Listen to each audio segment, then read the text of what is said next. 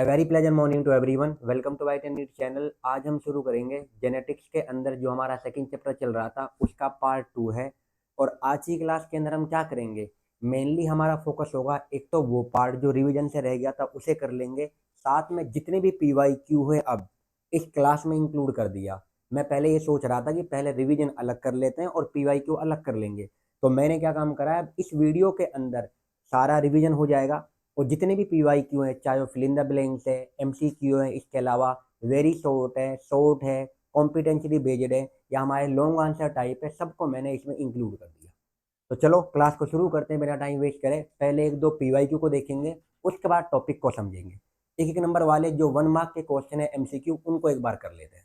करें शुरू। तो देखिए, जैसा कि आप देख सकते हो हमारे पास में क्या है, मैंने क्या लिखा है यहाँ पर, जितने भी PYQ, ऑल PYQ 14 से लेके 25 तक। अब आप देखो, आप शुरू कर रहे हो क्लास को, 2 मिनट ये सुन लो। अगर आप इनको भी करके चले जाओगे जो मैं आपको ये करवा रहा हूँ, तो मैं आपसे ये कह सकता हूँ 95% जो आपका पेपर आएगा, चाहे वो किसी भी लेवल पे लेके चला जाए, इससे बाहर नहीं जाएगा। क्योंकि हमारा पूरा मैक्सिमम सिलेबस जो हमारा NCERT में दे रखा है, जो हमारा पूछा गया है, वो तो मैं सबको इंक्लूड कर रहा हूँ इसके अंदर, तो आपको एक्स्ट्रा करने की जरूरत है ही नहीं। तो आप क्लास को शुरू करने से पहले आप ये नहीं कि किसी बेड पर बैठकर या चेयर पर बैठ के आराम से फोन को देखें, एक मूवी की तरह आप पेन ले, नोटबुक लें और हर चीज को नोट डाउन करें। करें शुरू। तो देखिए, पहले मैं एक दो MCQ कर लेते हैं। यहाँ पे क्या है, जो हमारे पास MCQ आए हुए हैं। पहला ही क्वेश्चन हमारे पास जो आपके सामने स्लाइड पे दिख भी रहा है, और क्वेश्चन क्या है वो ये है, the distance between two strands of a DNA molecule from, अब यहाँ पे क्या उन्होंने इसको ब्लैंक छोड़ दिया, from one end to another. वो कह रहा है जो हमारा DNA होता है, जो हमारा DNA होता है उसके बीच में जो दूरी होती है, जो डिस्टेंस होती है, वो तुम्हारे पास क्या चेंज होती है, क्या रहता है, याद रखना। जो हमारा DNA मोलिक्यूल है, DNA मोलिक्यूल हमारा ऐसा होता है जो कि डबल स्ट्रैंडेड है। अब इसके अंदर जो दूरी होती है, याद रखना, ना डिक्रीज होती है ना इंक्रीज होती है, इट रिमेन कांस्टेंट। कांस्टेंट का मीन्स क्या होता है, सेम। तो यहाँ पे आंसर क्या आएगा, याद रखना, सेम। अगला क्वेश्चन देखिए, विच of the following RNA polymerase transcribe tRNA। इसको समझिए ध्यान से, मैं इस क्लास को शुरू करने से पहले, अब वो कह रहा है tRNA कौन करेगा। एक तो मेरे पास ये वो है, मैं डायरेक्ट आपको आंसर बता दूं, प्लीज थोड़ा सा सुन लो। यहाँ पे क्या है, बस अपना 30 सेकंड दे दो, मैं आपको सारे बता दूंगा। और इसी तरह के क्वेश्चन कम से कम तुम्हारे इसी की मतलब इसी क्लास के अंदर आए हुए हैं, कम से कम 7 से आसपास, 7 टाइम्स, मतलब ऐसा क्वेश्चन आया हुआ है। अब यहाँ पे tRNA, कहीं पर RNA पॉलीमरेज 1 कर रखा है, कहीं पे 2 कर रखा है, कहीं पे 3 कर रखा है, कहीं पर rRNA, कहीं पर mRNA, कहीं पे tRNA। तो बेहतर है ना, उसको हम देख लेते हैं क्या है। तो देखिए, मैं यहाँ पे थोड़ा सा वेट कर रहा हूँ हमारे पास, और वो आगे आ भी जाएगा। खुशी की बात यह है, आपको ट्रांसक्रिप्शन में पढ़ना भी पड़ेगा, यहाँ हो भी जाएगा। तो देखिए, कितने तरह के RNA पॉलीमरेज है, तो 3 टाइप के, 3 types of RNA polymerase. Sir कौन कौन से हैं ये तो बताइए, अभी बता रहा हूँ। देखिए, 3 टाइप ऑफ RNA पॉलीमरेज। एक को हम कहते हैं RNA पॉलीमरेज 1, ये एंजाइम एक्चुअली, देख लो, RNA पॉलीमरेज 1। दूसरा है RNA पॉलीमरेज 2। अब ये किसको ट्रांसक्राइब करते हैं, आगे आगे आएगा भी स्लाइड के अंदर, और यहाँ भी बता रहा हूँ। और लास्ट है मेरे पास RNA पॉलीमरेज 3। ये 3 है RNA पॉलीमरेज 3, ये वाले रोमन नंबर में लिखा हुआ है, डायरेक्ट वैसे मत लिखना 1 2 3 जो हम लिखते हैं, वो वाली चीज नहीं। अब देखिए, 1 किसको करता है, तो ये करता है rRNA को, VVIP। देखे ध्यान से, क्या है, किसको करेगा ये, तो ये ट्रांसक्राइब करता है rRNA। ट्रांसक्राइब किसको कर रहा है, तो ये rRNA को कर रहा होता है। इसको हम देखते हैं, rRNA। अब इस rRNA में क्या है, एक हमारे पास आता है 28S RNA, 28S RNA, एक आता है 18S RNA, और एक आता है 5.8S RNA। ये 3 आते हैं। अब देखो क्वेश्चन क्या पूछा उन्होंने, क्या पूछा है, RNA पॉलीमरेज 1 किसको करेगा, तो rRNA, उसमें कौन कौन सा है, 28S RNA, और इसके अलावा 18S RNA, and last one हमारे पास 5.8S RNA। कर लोगे यहाँ पर। सेकंड किसको करता है, सेकंड करता है ट्रांसक्राइब। यहाँ लिख रहा है, हमारी बुक ने यही लिखाएगा आपको, कौन किसको ट्रांसक्राइब कर रहा है, ट्रांसक्राइब। तो ट्रांसक्राइब में देखिए यहाँ पर ट्रांसक्राइब किसको कर रहा है, तो ट्रांसक्राइब आपको ये बता दिया मैंने, इसको कर रहा है ये ट्रांसक्राइब। आरआरएनए है, ये किसको करता है, सेकंड करता है precursor of mRNA, precursor of mRNA. और उसका नाम क्या होता है, एक्चुअल एमआरएनए बनने से पहले यूकेरियोट में एक आरएनए होता है that is called hnRNA, VVIP पूछ रखा है, ये भी आ जाएगा आगे। तो एक्चुअल बनने से पहले तो जो एचएनआरएनए ये पहले बनता है यूकेरियोट में, और इससे बाद में ये बनता है। कब बनता है, कैसे बनता है देखेंगे। तो इसको करने वाला होता है सेकंड। कर लोगे यहाँ पर, पहले वो किसने करा, आरआरएनए को, आरएनए पॉलीमरेज 1 ने करा। सेकंड किसको कर रहा है, प्रीकर्सर ऑफ एमआरएनए, उसका क्या नाम है, एचएनआरएनए। 3 किसको कर रहा है, ये कर रहा है टीआरएनए को, और ये तो है हमारा क्वेश्चन टीआरएनए। इसमें कौन आता है, एक हमारे पास आता है 18S हो चुका है यहाँ पर 13S। तो यहाँ पर क्या है देखें, टीआरएनए एक, यहाँ पर आप जो करोगे नाम, एक इसके अंदर टीआरएनए हो गया, दूसरा 5S आरआरएनए, एंड इसके अलावा लास्ट वन वो होता है एसएनआरएनए। तो ये इनको करता है ट्रांसक्राइब, वीवीआईपी। किस किस को कर रहा है देख लें। तो एक हमारे पास में है, थोड़ा सा यहां से कर देता हूं, 5S आरआरएनए, ये इन 3 को करता है। तो बताओ सारे बच्चे ध्यान से देखते हैं यहाँ पर क्या है, बताइए कितने तरह के आरएनए पॉलीमरेज है, 3, RNA polymerase 1, RNA polymerase 2, RNA polymerase 3, 3 है। पहला किसको करेगा, आरआरएनए, उसमें कौन आता है 28S RNA, 5.8S RNA and 18S RNA, हो गया इतना। सेकंड किसको करेगा, प्रीकर्सर ऑफ एमआरएनए, जिसको क्या कहते हैं, एचएनआरएनए। 3 किसको करेगा हमारे पास, वो करेगा टीआरएनए, इसके अलावा 5S आरआरएनए एंड एसएनआरएनए। उम्मीद कर रहा हूं ये, और यही पोर्शन आपके बोर्ड में अब लिख रहा हूं यहाँ पे का देख लें अच्छे से। ये PYQ है इवन नीट के अंदर, और अभी हम बात कर रहे हैं HBSC CBSC, तो आप ये लगा सकते हैं दोनों बोर्ड में मिलाकर कम से कम मान लें आप इसको 10 से लेके 12 बार, 10 से लेके 12 टाइम्स, कितना इंपॉर्टेंट होगा ये। तो आप इसको यहाँ पर क्या है 5 स्टार या 3 स्टार कर सकते हो, और ये 26 के लिए भी वीवीआईपी है। चलो जो क्वेश्चन है जिसके ऊपर बात चल रही थी, अब देखना क्या पूछा है, कौन कर रहा है ट्रांसक्राइब, आरएनए कौन सा करेगा, किस वाले को करेगा, वो यहाँ पे दिया है टीआरएनए को। तो बताओ टीआरएनए क्या आएगा, 3 सीधा। अब नहीं वो करना, क्योंकि अब आपको मैंने बता दिया base pair in haploid content of human DNA, पिछली क्लास में बताया था हैप्लोइड में कितना होता है 3.3 × 10⁹ बेस पेयर, तो बी आंसर। अगर यहाँ हैप्लोइड नहीं होता, यहाँ पर होता डिप्लोइड, अगर ये होता तो इस केस में आंसर क्या होता, 6.6 × 10⁹ base pair. Base pair, BP का मतलब बेस पेयर, सर बीपी ऐसे लिखो, कर लोगे आप, बेस पेयर लो, कर लेना, ठीक है।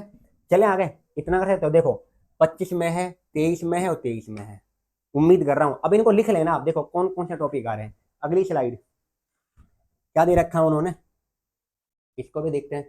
Which is the another chemical name of 5 methyl uracil, कब आया ये, 5 मिथाइल यूरेसिल 2023 में। एक्चुअली जो 5 मिथाइल यूरेसिल एक केमिकल नेम है, और ये होता है नाम थायमीन का, रख लेना डायरेक्टली याद। अगला देखें एंटी कोडोन कहाँ होते हैं, अब सुनो ध्यान से, इसके अंदर वीवीआईपी। अब सुनना सारे बच्चे, एक डीएनए है सर, बिल्कुल, एक एमआरएनए बनेगा, बिल्कुल सर, ये भी एक टीआरएनए का नाम लिया, और एक आरआरएनए का नाम होता है सर, ये सब होते हैं। बताओ क्या है, डीएनए के ऊपर जेनेटिक मैसेज होते हैं, जेनेटिक मैसेज।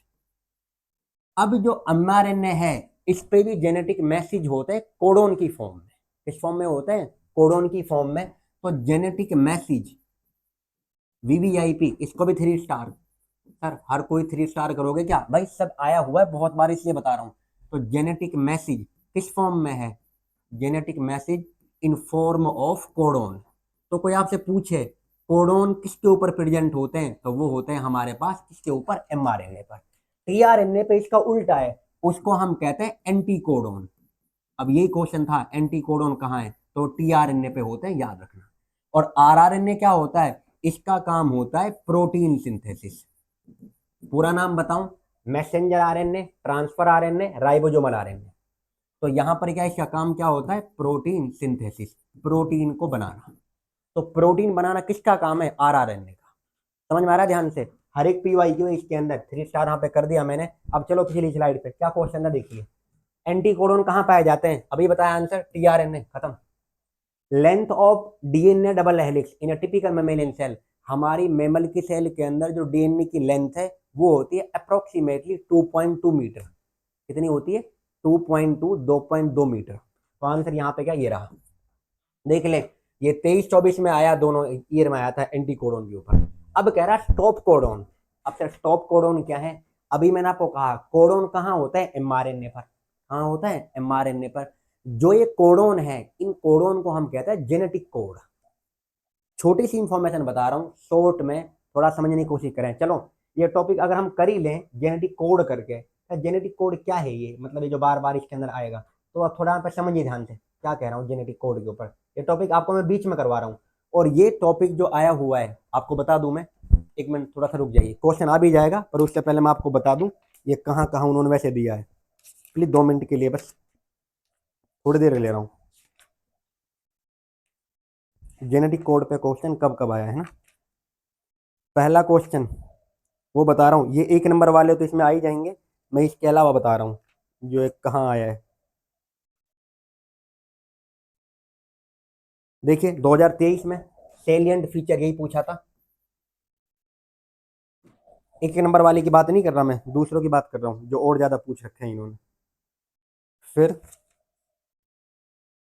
जेनेटिक कोड अगला, अभी देखो ये आपको मैंने बताया था, देखो यहाँ पर ये स्लाइड गई ना ये वाली,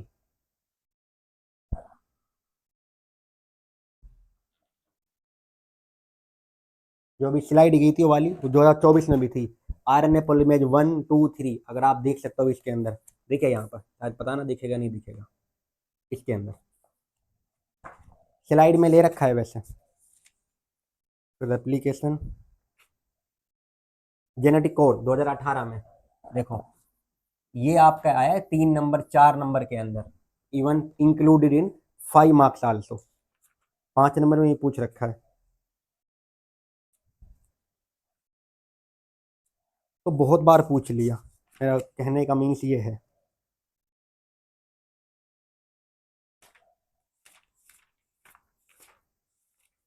और भी है, पता ना कहाँ गुम हो रहा है।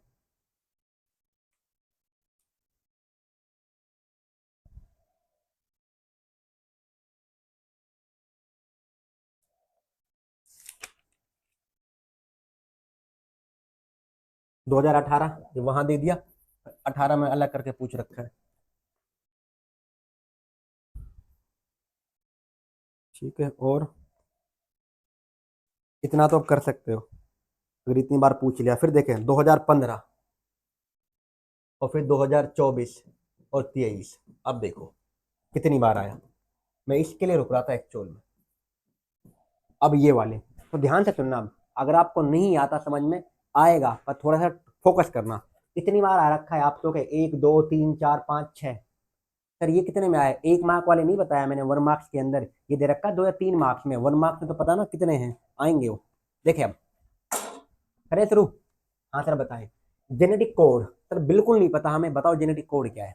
हमारे पास एमिनो एसिड होते हैं, बिल्कुल होते हैं। हमारे पास टोटल जो एमिनो एसिड है अगर मैं आपको बताऊं तो 20 एमिनो एसिड होते हैं टोटल। कितने होते हैं बताइए सारे बच्चे? 20 एमिनो एसिड। जो 20 एमिनो एसिड है, इनके जो कोड है, इन कोड का ही नाम बोला गया है जेनेटिक कोड। और इनको कोड करने वाले को कोड करने के लिए हमारे पास में होते हैं टोटल, जिनमें से 64 कोडोन। टोटल कोडोन इतने हैं 64 कोड। तो टोटल कोड कितने होते हैं बताइए? तो टोटल कोड है हमारे पास में 64, 64। इनमें से जो एमिनो एसिड को कोड करते हैं वो होते हैं 61, ओनली 61। आप 61 कहें, आप 61 कहें, तो 61 कोड करते हैं, याद रखना। 61 code for amino acid, code for amino acid. पूछा गया है कि कितने कोड करते हैं, तो टोटल बताओ कितने हैं? 64। कितने कोड करते हैं? 61। तो कितने कोड नहीं करते उनको हम क्या कहते हैं? कितने कोड नहीं करते? टोटल कितने? 64। कोड कितने कर रहे हैं? 61। कितने नहीं कर रहे? 3। और वो कौन कौन है यहाँ दे भी रखा है नाम, तो देखिए कहाँ गए, देखो ये रहा सबसे लास्ट में, एक है यूएए और एक है यूएजी और एक है यूजीए। ये 3 कोडोन ऐसे हैं जिनको हम कहते हैं स्टॉप कोडोन या टर्मिनेटिंग कोडोन, वीवीआईपी, ये लाइन है। तो कितने कोडोन ऐसे हैं जो कोड नहीं करते, तो 3 है। क्या क्या नाम है, यूएए, यूजीए, यूएजी। कर लोगे सर, आया हुआ है ना, बहुत बार आया हुआ है, उम्मीद कर रहे हैं कि अगली बार भी आ जाए, इस बार पेपर के अंदर भी। तो यहाँ पर कितने, देखो एक बार कोड करते हैं, और हर एक कोड, इनकी खास बात बताऊं मैं, जेनेटिक कोड बने होते हैं 3 नाइट्रोजन बेस के। कितने का बना होता है, 3। हमारे पास टोटल नाइट्रोजन बेस कितने होते हैं, 5। डीएनए में कितने होते हैं, 4। आरएनए में भी कितने होते हैं, 4। डीएनए में कौन कौन सा होता है बताना सारे बच्चे, एक नाम मैंने आपको लिया था अगर आपको याद हो, adenine, guanine, cytosine, thymine. DNA में, आरएनए में क्या है, एडेनिन, ग्वानिन, साइटोसिन, यूरेसिल। उसमें उसमें थाइमिन होता है, इसमें यूरेसिल होता है। ये आरएनए के अंदर है और ये वाला डीएनए के अंदर है। तो फर्क दोनों में एक का होता है, यहाँ पर थाइमिन है और यहाँ पे यूरेसिल है, इस चीज का फर्क है। समझ में आ रहा है मैं क्या कह रहा हूं, इनके अंदर से हर एक कोड, जैसे कि मैंने लिया ट्रिपल यू ले लिया, ये भी एक होता है फिनाइल एलानिन के लिए, मैंने ले लिया AUG। तो जितने भी कोडोन है वो आपको 3 के बने मिलेंगे। कितने के मिलेंगे, 3 के। इसलिए पहली लाइन है द कोडोन इज ट्रिपलेट। कितने कोड कर रहे हैं, 61 code for amino acid and 3 codon do not code for any amino acid and the function is stop codon. जो आपको मैंने पढ़ाया वो ही है, तो इस लाइन को इंपॉर्टेंट कर लो, इसी वाली को। अब क्या कह रहा हूं, देखो सारे बच्चे सुनना ध्यान से, क्या कहा है मैंने इसके अंदर, आप क्या बोल रहा हूं। हमारे पास कितने एमिनो एसिड है, 20। बताओ सारे बच्चे कितने एमिनो एसिड है, 20। कोडोन कितने हैं हमारे पास में, का जो कोड कर रहे हैं, कोड कर रहे हैं 61 code for amino acid, 61 code for amino acid. Sir बिल्कुल ये वाली चीज। अब देखो 20 एमिनो एसिड है, कोड 61 है, तो कोड ज्यादा है क्या ना है, इसका मतलब एक से एक एमिनो एसिड के लिए एक से ज्यादा कोडोन हो सकते हैं।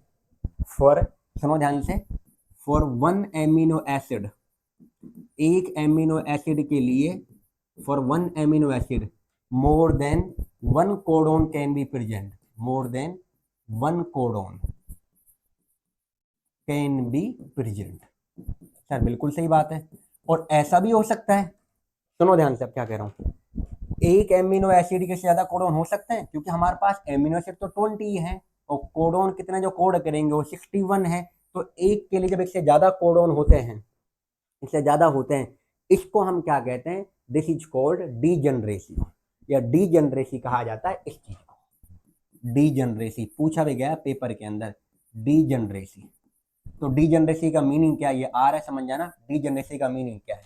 और जब हमारे पास, अब सुनो ध्यान से, जो एक कोड है, अब एक कोड ने ये कह दिया कि भाई 1 code only for 1 amino acid, एक कोड है हमारे पास AUG, सुनो ध्यान से, AUG है, ये कोड कर रहा है मिथोनिन के लिए, ये एमिनो एसिड का नाम है मिथोनिन, तो मिथोन एमिनो एसिड। तो अब ऐसा नहीं होगा कि जो तुम्हारा AUG है, ये AUG इसको तो कोड कर ही रहा है, किसी और को भी कर ले, ये नहीं करेगा। AUG ने अब कसम खा ली है, करना तो इसी को कोड करना है, किसी और को करना ही नहीं। तो जब एक कोडोन एक एमिनो एसिड के लिए कोड कर रहा है, इसको बोलते हैं unambiguous, 1 code only for 1 amino acid. तो इस प्रॉपर्टी को वो क्या बोला जाता है, अनएम्बिगस। तो दो नाम भी पूछे जाते हैं, व्हाट इज अनएम्बिगस और व्हाट इज डीजनरेटिव, या इसको बोलते हैं डीजनरेटिव। कर लोगे ना कर लोगे, वीवीआईपी इस चीज के लिए भी यहाँ पे कर रहा हूँ, यहाँ पर डीजनरेटिव क्या होता है और अनएम्बिगस का मीनिंग क्या है। डीजनरेटिव का मतलब क्या है, जब एक एमिनो एसिड के लिए से ज्यादा कोडोन, और जब एक कोड कर रहा है एक एमिनो एसिड को ही, एक को ही, तो उसको क्या बोलते हैं, अनएम्बिगस। करें, देखें आगे पीछे की तरफ क्या लिखा है, some amino acid are coded by more than 1 codon. क्या कह रहा है वो, एक से ज्यादा कोडोन है एक एमिनो एसिड के लिए, इसको क्या बोला, डीजनरेट। डीजनरेसी डीजनरेटिव एक ही बात है, मैंने तो अलग लिखवा दिया, एक ही बात है भाई, मान लो।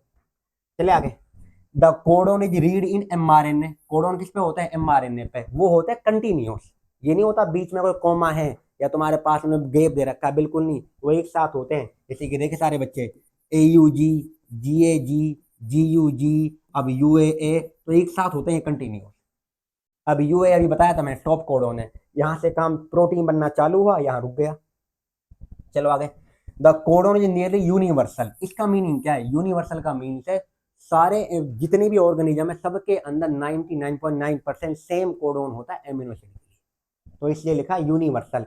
फ्रॉम एग्जाम्पल देखो, बैक्टीरिया से लेके ह्यूमन के अंदर सेम। और इसी बात की वजह से आपको मैं बता दूं, आज पॉसिबल है कि हम इंसुलिन हार्मोन को बना पा रहे हैं बैक्टीरिया से। जिन लोगों को भी डायबिटीज होती है, शुगर होती है, तो उनमें किसकी कमी होती है? इंसुलिन हार्मोन की।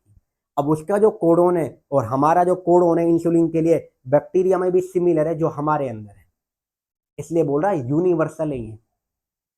बनाने वाला कितना ताकतवर होगा जिसने एक चीज को, आप खुद इस तरह से सोच सकते हो कि बैक्टीरिया कहाँ है जो कि हमको even it can not be seen by naked eye, जिसको हम देख भी नहीं सकते बिना माइक्रोस्कोप के, उसने भी वो कोड सिमिलर है। अगला देखिए क्या लिखा है, ट्रिपल यू भी मैं नाम बोला था, किसको कोड कर रहा है? फिनाइल एलानिन के लिए। कुछ एक्सेप्शन भी होते हैं जो कि माइटोकॉन्ड्रिया के अंदर पाई जाती है, ये वाली चीज, बस थोड़ी बहुत एक्सेप्शन आप मान लें, 99% यूनिवर्सल कोड होते हैं। एयूजी के वीवीआई पे सुनो ध्यान से, एयूजी के दो काम है। सर क्या क्या काम है? एयूजी कोडॉन एक, तो डुअल काम कैसे है? एक तो ये कोड करता है एमिनो एसिड, इसका नाम है मिथोनिन, और एक ये हमेशा जहां प्रोटीन बनेगा, पहले ये बताओ, याद है आपको पिछली क्लास का, जैसे कि डीएनए से डीएनए बनता है तो क्या बोलते हो? रेप्लिकेशन, बोलिए। और जब हमारे पास में डीएनए से बनेगा एमआरएनए तो क्या बोलते हैं? ट्रांसक्रिप्शन। और जब एमआरएनए से बनेगा प्रोटीन तो क्या बोलते हैं? ट्रांसलेशन। तो जब प्रोटीन बनता है तो पहला कोडॉन है वो होता है एयूजी, याद रखना, दिल और दिमाग में बिठा लेना। तो जब प्रोटीन बनेगा पहला कोडॉन कौन होगा? एयूजी। तो ये मैंने आपके लिए मान लो, ये जो तुम्हारे 6 पॉइंट है, अगर आ रहा है तुम्हारे पास 3 नंबर में, 4 नंबर में, इतनी बार पूछा भी गया है, तो ये आप करके ही जाना, छोड़ना बिल्कुल भी। उम्मीद कर रहा हूं अगर कोई बच्चा पहली बार भी देख रहा है उसको भी समझ में आ जाए। चले अब इस पर क्वेश्चन कितने हैं वो करते हैं सारे। कहाँ गए? रुकिए देखिए मन, क्योंकि हाँ ये पीछे थे, इन टॉपिक को मैं और भी करा दूंगा आपको। लें इधर देखिए, अब देखो इनकी अब लाइन लग रही है। पहला क्या पूछा है? Which is stop codon. कितने स्टॉप कोडॉन है? 3। एक का नाम क्या होता है? Stop codon. एक नाम अभी आपने बताया, साथ बोलिए। हम तो वीडियो देख रहे हैं, नहीं बोलेंगे, कोई पेरेंट्स कहेंगे क्या बोल रहा है, उनको बता दो हम पढ़ रहे हैं, तो देखिए उनको भी लगना चाहिए कि हम पढ़ रहे हैं। प्रिटेंड ना करो, पढ़ो अच्छे से। तो देखिए, एक है यूएए, अभी नाम बताया, एक क्या नाम है? यूएजी, और एक नाम क्या होता है? यूजीए। ये 3 स्टॉप कोडॉन है। कोई दिख रहा है इनमें से तीनों में से एक? Sir B. ना ये है, ना ये है, ना ये है। इनिशिएटर कोडॉन ये बताया, शुरू जो करता है एयूजी, दो काम करता है, कौन कौन सा? मिथोनिन और इनिशिएटर कोडॉन, बता दिया। टर्मिनेटर कोडॉन फिर पूछ लिया, देखो यूएए, यूएजी, यूजीए, तो इसका आंसर क्या आएगा? All of these. देखिए टोटल कितने होते हैं जेनेटिक कोड? 64। लो अब देखते हो रहे हैं। अगले क्वेश्चन, अगले की तरफ चलते हैं। क्या कह रहा है देखो, एक डीएनए के अंदर 15% साइटोसिन है। अब सुनो सारे बच्चे, बताया था मैंने पिछली क्लास में, फिर वापस से बता रहा हूँ। एडेनिन किससे पेयरिंग कर रहा है? सर थाइमीन से। कितने हाइड्रोजन बॉन्ड होते हैं? 2। ये भी देख लो भाई, 2 हाइड्रोजन बॉन्ड। ग्वानिन किससे करता है? साइटोसिन से। कितना हाइड्रोजन बॉन्ड होते हैं? 3। 3 एच बॉन्ड का मतलब है हाइड्रोजन बॉन्ड। जितना एडेनिन होगा उतना थाइमीन होगा डीएनए में, और जितना ग्वानिन होगा उतना साइटोसिन होगा। क्या कह रहा है शॉर्ट में बताऊं, उन्होंने दे दिया 15% साइटोसिन, मतलब साइटोसिन दिया, ये कितना दे दिया? 15। तो ये भी कितना होगा? 15। और जब 15 और 15 30 हो गए, तो 100 में से कितने बाकी रह गए? 70। अब वो पूछ किसको रहा है? Percentage of thymine. तो अब बताइए, जब 15 साइटोसिन दे दिया तो ग्वानिन भी 15 हो गया, तो 30 हो चुके। अब रिमेनिंग कितना है? 70। अब उसमें से पूछ रहा है परसेंटेज ऑफ थाइमीन। अब 70 को 2 पार्ट में डिवाइड कर लो, 35 दे दो इसको, 35 इसको। 70 को जब डिवाइड करोगे 2 से कितना आएगा? 35। तो कहीं पे दिख रहा है? ले 35%। कर लोगे? आ जाओ आगे। विच of the following amino acid has only single genetic code? Single, ये थोड़ा सा अच्छा पूछा है, क्योंकि ये हमारे इतना उसमें दे भी नहीं था। तो इसका आंसर वैसे बता दूं आपको, ट्रिप्टोफैन है, याद रख लेना इसका आंसर। सर एक्सप्लेन करो भाई, बहुत वक्त लग जाएगा, थोड़ा सा जैसे करा रहा हूँ ये कर लो अच्छे से, क्योंकि हमारा कोशिश है कि हम सारा कवर अप कर पाए। देखिए एमआरएनए जो ट्रांसक्राइब्ड बाई, अभी देखो मैंने नाम किस किस का लिया? 1 का, फिर किसका नाम लिया? 2 का, और फिर किसका नाम लिया था? 3 का। कितने तरह का आईएनए पॉलीमरेज में? 3 बताया भी था। ये किसको करता है? आरआरएनए। ये किसको करता है? प्रीकर्सन ऑफ एमआरएनए। और ये किसको करता है, टीआरएनए। लो पूछ किसको रहा है, एमआरएनए कौन कर रहा है, तो सेकंड है कहीं पर, ये रहा B answer. How many genes are present in human chromosome number 1। ये क्रोमोसोम नंबर 1 आपको बता दूं मैं, इसके बारे में आगे बताऊंगा। इसमें सबसे ज्यादा जीन होते हैं और इसमें होते हैं 2968, अभी के लिए याद रख लो। फिर कह रहा है आरआरएनए, लो देखो मौज कर दी इन्होंने। आरआरएनए कौन आएगा फर्स्ट, कहीं पे दे रखा है ए। 3 तरह के आरएनए पॉलीमरेज, आरएनए पॉलीमरेज 1 2 3। 1 किसको करता है, आरएनए। सेकंड किसको करता है, हमारे पास एमआरएनए। थर्ड किसको करता है, हमारे पास में टीआरएनए। That's it. अब उसमें कौन कौन सा है वो याद रख लो। कितनी बार आ गया आप देख लो। ये देखो 19 के अंदर है, फिर ये 19, फिर ये 19, फिर 19 से 24। चले अगले question. To prove semi conservative replication of DNA in chromosome, Taylor ने, हाँ मैंने बताया था यूकेरियोट में करा था, टेलर और उसके कॉलेज फ्रेंड ने, वो किस पे करा था, विसिया फेबा, करा चुका हूँ। Which of the following rRNA, अब देखो rRNA act as structural RNA as well as enzyme, दोनों काम कर रहा है। तो ये दोनों काम करने वाला इसके अंदर जो होता है वो होता है 23S आरएनए।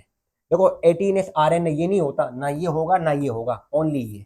और यूकेरियोट में बता दूं, क्योंकि तो पूछा ही इन्होंने बैक्टीरिया के अंदर, बैक्टीरिया में यूकेरियोट में अगर पूछ लेता तो आंसर इसका होता है 28S आरआरएनए, इसमें ये आता। सर ये किसमें है, यूकेरियोट, पर पूछा ही नहीं है। अब किसका पूछा है, प्रोकैरियोट, बैक्टीरिया, तो ये आंसर है। कौन से फेस में डीएनए का रेप्लिकेशन है, 11th में भी आता है, डीएनए की कॉपी होती है एस फेस में, G1 S और G2, इन तीनों में से डीएनए कहां बनता है, एस में। कहां है, A. Which of the following not present in DNA double helix, तो कौन नहीं होता डीएनए के अंदर, हाइड्रोजन बॉन्ड भी होते हैं, ग्लाइकोसिडिक बॉन्ड, फास्फोडाइस्टर, तो इसका पेप्टाइड बॉन्ड ये नहीं होता, भी आएगा।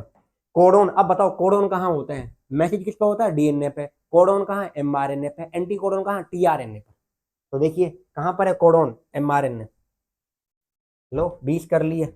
अगला देखिए 21वां, एक न्यूक्लियोसोम पे कितने बेस पेयर होते हैं, 200, करवा चुका हूं। Which pyrimidine is found in rRNA, भाई पायरामिडिन का नाम कौन कौन सा होता है, एक नाम बताया था मैंने प्यूरिन का। पायरामिडिन में कौन है, साइटोसिन, थाइमीन और यूरेसिल। अब वो कह रहा है कौन सा डीएनए में हो, सॉरी कौन सा पायरामिडिन डीआरएनए में होता है, आरएनए में। तो पायरामिडिन, ये भी पायरामिडिन नहीं है, ना ये है ना ये है, तो साइटोसिन आएगा। भाई पायरामिडिन तो यही है, ये तो डीएनए में होता है, ये होता है, ये नाम ही नहीं दिया उन्होंने। अगला, विच ऑफ द फॉलोइंग जब purine found in DNA, purine, purine कौन कौन से होते हैं यार, बता दिए थे भाई, फिर देख लो। प्यूरिन एक होता है एडेनिन और एक को तो कौन होता है, ग्वानिन। अब देख लो क्या कह रहे हो, कौन सा प्यूरिन डीएनए में होता है, तो या तो एडेनिन या ग्वानिन। अब देख ले कहां पर है, एडेनिन ये रहा, ना ये है ना ये है ना ये है। In DNA adenine thymine are paired, हाँ कितने हाइड्रोजन बॉन्ड है, एडेनिन की पेयरिंग किससे होती है, थाइमिन से। कितना हाइड्रोजन बॉन्ड है, 2, कहाँ है 2, ये रहा। और ग्वानिन और साइटोसिन के बीच बीच में कितने होते हैं, 3, तो 3 हाइड्रोजन बॉन्ड। कोई वो भी है क्या, देखे आगे। अब देखो आरएनए पॉलीमरेज ट्रांसक्राइब कर रहा है आरआरएनए को, कौन करेगा, 1, कुछ है ही नहीं यार, क्या पूछ रखा है बार बार, वही घिसा पिटा। Which of the following triplet codon is known as initiating codon, कौन होता है शुरू करने वाला, एयूजी, इसलिए पढ़ाया जेनेटिक कोड। अगला, हाउ मेनी हाइड्रोजन बॉन्ड, लो ग्वानिन के साथ कितने हाइड्रोजन बॉन्ड है बताओ। सर आप तो याद हो गए, हम खुद आप बोल रहे हो इतनी बार, बोर हो रहे हैं। तो 3 होते हैं, ये 3 डंडे 3 हाइड्रोजन बॉन्ड, डंडे नहीं है बॉन्ड है वो। और कितने होते हैं, 3, सी आएगा। लो कब है, 24, 24 अभी के क्वेश्चन है। अगले देखिए, विच of the following transcribed by RNA polymerase second, भाई कितनी बार देंगे इसको यार ये। देखो अब सेकंड कौन कर रहा है, पहला कौन करता है, अब बोलो। आरएनए पॉलीमरेज 1 किसको करता है, आरआरएनए को। सेकंड किसको करता है, एमआरएनए, और उसका प्रीकसर कौन है, एचएनआरएनए। और फिर कौन होता है, 3, वो किसको करता है, टीआरएनए को। यहाँ क्या आंसर आएगा, इसके दीपक के अंदर यहाँ एरर है। मैं आपको पहले बता दूं, बुक के अंदर, इस वाली बुक के अंदर जो ये बुक है भाई, मैं आपको वैसे बता रहा हूँ, प्लीज अगर मेरे से गलती हो जाए तो उसके लिए सॉरी। पर इसमें क्या है, उन्होंने इसका जो आंसर दिखाया है वो दिखाया है शायद, देख लेते हैं एक बार, कौन सा है, क्वेश्चन नंबर 58, इसका दिखा रखा 5SRRNA, ये इसमें नहीं आता, याद रखना। सेकंड किस में आता है, ये करता है तुम्हारे पास mRNA, और इसका जो प्रीकर्सर होता है mRNA का उसको करता है, और उसका नाम है HNRNA। तो इसका आंसर होगा डी, ये नहीं होगा, ये इस बुक में एरर था। ये आएगा आंसर। सही कर लेना इसे भाई प्लीज, कोई ना हो जाता है। देखिए आगे, विच of the following transcribe INA point 1, अरे यार पका दिया। टीआरएनए, एमआरएनए, चलो इनको हटाओ, डी कर लो खुद। कौन सा इनिशिएटिंग कोडॉन भाई, एयूजी। यहाँ तो ना कोई सा भी ना दिख रहा, ना ये ना ये ना ये, डी नन ऑफ दीज। भाई कुछ बच ही नहीं रहा।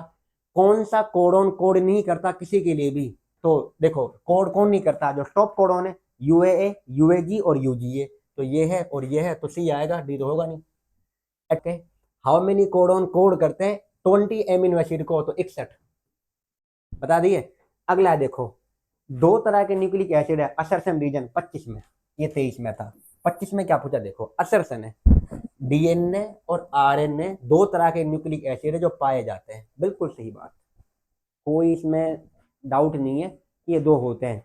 क्या कह रहा है, RNA is the genetic matter in the most of the organism. हाँ यहाँ डाउट है भाई, बिल्कुल मोस्ट में कौन होता है, मैंने आपको बताया था, ज्यादातर 99% में होता है डीएनए, और 0.1 में कौन आता है, आरएनए, और वो भी कौन है, वायरस। तो असर्सन सही है, ये सही है और ये गलत है। ऑप्शन होगा कोई ये करके, assertion is correct and reason is incorrect, ये इनकरेक्ट। तो उम्मीद कर रहे हैं इतने पीवाईक्यू आपके पेपर में आए हुए थे, अब ये वाले एमसीक्यू थे जितने हमने कर लिए। तो बताइए यहाँ तक कर पाओगे नहीं कर पाओगे? तो बिल्कुल कर लेंगे, उम्मीद भी कर रहा हूँ कि आप कर पाओगे। चलें आगे। अब क्या किस तरह के हैं, अब हमारे पास वन वर्ड वाले आंसर। नॉन कोडिंग सीक्वेंस, देखो ध्यान से, एक नाम आएगा एक्सॉन और एक नाम आएगा इंट्रॉन। सुन लो अब अच्छे से, ये एक्सॉन का मतलब है जहां पे कोडिंग सीक्वेंस है, इतना समझ लो, जहां पे कुछ होगा कोड करने के लिए तो उसे हम कहते हैं एक्सॉन, और जहां पे कुछ नहीं होता कोड करने के लिए उसको आप कहते हो नॉन कोडिंग सीक्वेंस। तो नॉन कोडिंग सीक्वेंस को कहा जाता है क्या, इंट्रॉन, और इसको क्या जाता है, एक्सॉन। तो नॉन कोडिंग का क्या है, इंट्रॉन आंसर। प्रमोटर, एक होता है प्रमोटर, चलो एक मिनट देख लो पहले नाम, देखो एक सेकंड, एक नाम प्रमोटर है, एक नाम टर्मिनेटर है, इनको अब बताएंगे क्या होते हैं। अब ये तुम्हारे पास कौन से उससे याद रखना, कब कब है, 21 के अंदर पूछे हैं, और ये तो 25 में आया था। अरे वाह, ये 21 में, अभी बताऊंगा आपको, मैं टॉपिक करवा रहा हूँ, घबराइए मत। ये कैसे बताते हैं वो हम बताते हैं अकॉर्डिंग टू कोडिंग स्ट्रैंड, अभी बता देंगे। और याद रख लो, अभी 5 प्राइम है 3 प्राइम, रख लो याद, और अभी मैं समझाऊंगा आपको। यहाँ लाइगेज डीएनए को जोड़ने के लिए, घबराओ मत, भूला नहीं हूँ, याद रहेगा। डीएनए पे कौन सा चार्ज है सर, नेगेटिव, ऊपर लिखा हुआ है, क्वेश्चन ही दे रखा है वो। अगला, किस साइंटिस्ट ने करा था ट्रांसफॉर्मेशन, रूप बदलना, याद आ रहा है, 1928 के अंदर फ्रेडरिक ग्रिफिथ ने। बैक्टीरिया कौन लिया था, स्ट्रेप्टोकोकस निमोनी, कितनी स्ट्रेन थी, 2। आर स्ट्रेन और एस स्ट्रेन, आर का मतलब क्या है, रफ, एस का मतलब क्या है, स्मूथ, वही चीज है। ये हो गया, ये वाली चीज। अगला कहला है ईएलएसआई का पूरा नाम, तो ईएलएसआई ह्यूमन जीनोम प्रोजेक्ट से उठाइए, इसका मीनिंग क्या होता है, ethical, legal, social issue. Ethical legal, ELSI का पूरा नाम है, पूछ रखा है तो बता देना। फिर कह रहा है ईएसटी का, ईएसटी आया डीएनए फिंगरप्रिंटिंग में से, इसका मीनिंग क्या है, जो सीक्वेंस एक्सप्रेस करती है उनको बोलते हैं express sequence tag, in short is called as EST, तो जो एक्सप्रेस करती है। अगला क्वेश्चन क्या है, अगला कह रहा है सिंथेसिस ऑफ आरएनए। अब इधर देखो, अब तुम खुद बताओगे, ये डीएनए से डीएनए बनेगा, तो बिल्कुल, तो क्या बोलेंगे, रेप्लिकेशन, हाँ या ना, बिल्कुल। डीएनए से बनेगा एमआरएनए, क्या बोलेंगे, ट्रांसक्रिप्शन। एमआरएनए से बनेगा प्रोटीन, तो क्या बोलेंगे, ट्रांसलेशन। यहाँ पे क्या आएगा, ट्रांसक्रिप्शन, और यहां से क्या आएगा, ट्रांसलेशन। और आपको बता दूं मैं, आज ही की क्लास के अंदर इनको पढ़ेंगे, रेप्लिकेशन, ट्रांसक्रिप्शन, ट्रांसलेशन, और उम्मीद कर रहे हैं 26 में इन तीनों में से कोई एक को जरूर देगा, एक को जरूर देगा, 1000% देगा वो। सर 1000% नहीं, 100% ही बोल दो भाई, चांद हम तो अपनी तरफ से कर रहे हैं, कोशिश ये कर रहे हैं कि पूरा कर लें। अब इतना याद रखो, डीएनए से डीएनए बनना क्या कहलाता है, रेप्लिकेशन। डीएनए से एमआरएनए बनना, ट्रांसक्रिप्शन। एमआरएनए से प्रोटीन बनना, ट्रांसलेशन। क्या क्वेश्चन है देखो, एमआरएनए बन रहा है कहाँ से, डीएनए से, तो ट्रांसक्रिप्शन आंसर 17 में। फिर 18 में, किस साइंटिस्ट ने न्यूक्लियन नाम दिया था, तो फ्रेडरिक मिस्टर। ये हमारी एनसीईआरटी का जो सेकंड पेज है, स्टार्टिंग एनसीईआरटी के अंदर वहां दे रखा है, शुरू में ही सेकंड पेज बोला है। लो शुरुआत हो गई। अब है ट्रांसक्रिप्शन और ट्रांसलेशन में डिफरेंस। पहला डिफरेंस सभी को पता है। ट्रांसक्रिप्शन किसको बोलते हैं? एमआरएनए को बनना। ट्रांसक्रिप्शन ट्रांसलेशन किसको बोलते हैं? प्रोटीन का बनना। लो, एक तो तुम्हें याद ही हो गया। हाँ है ना, बिल्कुल। अब वो इसी चीज को बता रहा है इसके अंदर। Difference between DNA and DNA. DNA हमारा जेनेटिक मटेरियल है, देख लो इधर। डीएनए क्या है? क्यों क्लिक हो रहा है? डीएनए क्या बताओ? Genetic material. और डीएनए क्या है? एंजाइम। फर्क 2021 में पूछा था। और देखो ये खुशी की बात, 25 में आया था ये वाला डिफरेंस बिटवीन। इसमें आपके सामने जो मैंने बोला वही चीज। फिर कह रहा है प्रोमोट और टर्मिनेटर। देखो दोबारा नाम आ गई है, प्रोमोटर और टर्मिनेटर का। अभी मैंने वहां पे क्वेश्चन था ना 1 नंबर में, कहाँ लोकेटेड है? ये 5 प्राइम पे और 3 प्राइम पे। अभी बताए वहां पे लिखा हुआ था, मैंने कहा कि ये पढ़ाऊंगा मैं। चलो पहले अब क्या काम करें, देखो अब हम पढ़ लेते हैं टॉपिक को, इन्हीं को देखते हैं सबसे पहले, क्या बहुत बार आ रहे हैं अभी। चलो इन क्वेश्चन को अब बाद में देखते हैं, अब जाते हैं अपने काम की तरफ। देखो एक नाम और, अनएम्बिगस और डीजनरेट, नाम पढ़ा दिया जेनेटिक कोड में। इसका मीनिंग क्या है बता दिया अभी मैंने। डीजनरेटिव का मतलब क्या है? एक से ज्यादा कोडोन एक एमिनो के लिए तो डीजनरेट, और जब एक कोडोन करेगा एक को ही तो unambiguous. Unambiguous code only one amino acid, one codon एक एमिनो एसिड के लिए। और जब हमारे पास एक से ज्यादा कोडोन है, मोर देन वन कोडोन एक से ज्यादा एमिनो एसिड के लिए, उसके लिए तो उसको हम क्या कहते हैं? डीजनरेट। सर क्या बुरा हाल कर रहे हो? लो भाई हटा देते हैं, मैं बस समझाने के लिए बताया ये। चलो अब आपको पढ़ाता हूँ। ये सारे क्वेश्चन थे। कितनी देर क्लास होगी? चलो कोई ना, हो जाएगा आराम से, फिक्र ना करो। अभी 37 मिनट्स की हुई है बस। अभी तो मैंने शुरू ही, मतलब अभी तो पीवाई क्यों करें शुरू, तो अब है मेन पढ़ाने वाले 5 नंबर में। ये देखो 5 मार्क्स में आया हुआ है, 5 मार्क्स या 3 मार्क्स के अंदर। ये मच्छर पहले आते हैं। अरे उड़ जा यार, फिर तू ही चलाएगा मेरे अलावा ऐसे। देख अब सारे बच्चे बताएंगे शुरू एक बार। चलो खुद बता दो यार, what is replication? What is replication? DNA से डीएनए का बनना बोल दिया होगा, मानता हूं मैं इतना। डीएनए से डीएनए बनेगा तो क्या बोलेंगे? रेप्लिकेशन। हाँ या ना? तो क्या कह रहा है देखो, रेप्लिकेशन जो होता है डीएनए से डीएनए का बनना रेप्लिकेशन। चलो यहां लिख दूं डीएनए से डीएनए, एक बार रेप्लिकेशन। आपने 1 नंबर के सारे क्वेश्चन कर लिए। और डीएनए से कौन बनेगा फिर? एमआरएनए, है ना? और इसको क्या कहेंगे? सर कुछ भी कह लो, हम तो बस देख रहे हैं। ऐसा थोड़ी है भाई कोई हमारा राज चल रहा है। ये तो वही है जो आपको किताबों में लिखा हुआ ही पढ़ा रहे हैं। तो डीएनए से डीएनए बनना रेप्लिकेशन, डीएनए से एमआरएनए बनना ट्रांसक्रिप्शन, और एमआरएनए से कौन बनेगा बताइए? प्रोटीन। और इसको क्या बोलेंगे? ट्रांसलेशन। और इसी को मैंने कहा था पिछली क्लास में, सेंट्रल डोगमा देने वाला कौन था? Francis Crick. ये नीट में पीवाईक्यू था, नीट का नाम। तो कोई दिक्कत नहीं, अभी बोर्ड के नाम पे पढ़ रहे हैं तो नीट का नाम पे ध्यान मत दो। हम जानते भी नहीं, ऐसा कुछ नहीं, सब जानते हो तो ये हो गया तुम्हारे पास। अब देखो क्या प्रोसेस है। पहली चीज देखो, हमारा डीएनए ऐसा होता है, प्लीज समझना सारे बच्चे ध्यान से, इतना बड़ा डीएनए, बहुत बड़ा डीएनए होता है ये तो। अब जो डीएनए है, आप खुद इमेजिन करें, क्या हम इस डीएनए की कॉपी एक साथ बिना ओपन करे कर सकते हैं? एग्जाम्पल के तौर पे आप खुद मानिए ये बुक है, इसमें जितने सारे पेज हैं, क्या इसको बिना पेज ओपन करे हम कॉपी कर सकते हैं? बिल्कुल भी नहीं। तो ओपन तो करना पड़ेगा, नहीं पड़ेगा? बिल्कुल करना पड़ेगा। तो हम क्या काम करते हैं? रेप्लिकेशन, डीएनए की कॉपी करने के लिए वहां पे कट मारते हैं, और उस कट का नाम है निक। जब कट मार देते हैं जहां से क्या है, और जहां से रेप्लिकेशन शुरू होता है उस वाले पॉइंट को बोलते हैं ओरी। ओरी का मतलब ओरिजिन ऑफ रेप्लिकेशन, वो वाला ओरी नहीं जो आप समझ रहे हो। यहाँ ओरी का मीन्स है ओरिजिन ऑफ रेप्लिकेशन, जहां से रेप्लिकेशन शुरू हुआ, जहां से डीएनए की कॉपी बनना शुरू हुई। तो देखिए यहाँ पर क्या है, रेप्लिकेशन स्टार्ट हो रहा है एक कट मारने पर, उसको हम निक कहते हैं। ठीक है, जो निक है तुम्हारे पास में, जो इंसिजन, जो कट मारा आपने क्या है, वो इसमें पार्टिसिपेट करेगा। और जिस पॉइंट से वो इनिशिएट होगा, जहां से डीएनए शुरू हो रहा है, अभी उसका नाम मैंने बोला आपको ओरिजिन। और ओरी का मतलब पूरा नाम क्या होता है? Origin of replication. Origin of replication.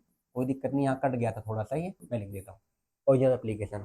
अब देखो बैक्टीरिया में, प्रोकैरियोट में, प्रोकैरियोट का मतलब बैक्टीरिया, प्रोकैरियोट में बैक्टीरिया में डीएनए होता है सर्कुलर, इसलिए उसमें तो एक ही सिंगल ओरिजिन होता है जहां से कॉपी हो रही है। पर हमारा डीएनए तो ऐसा है, और इस वाले को हम कहते हैं लीनियर।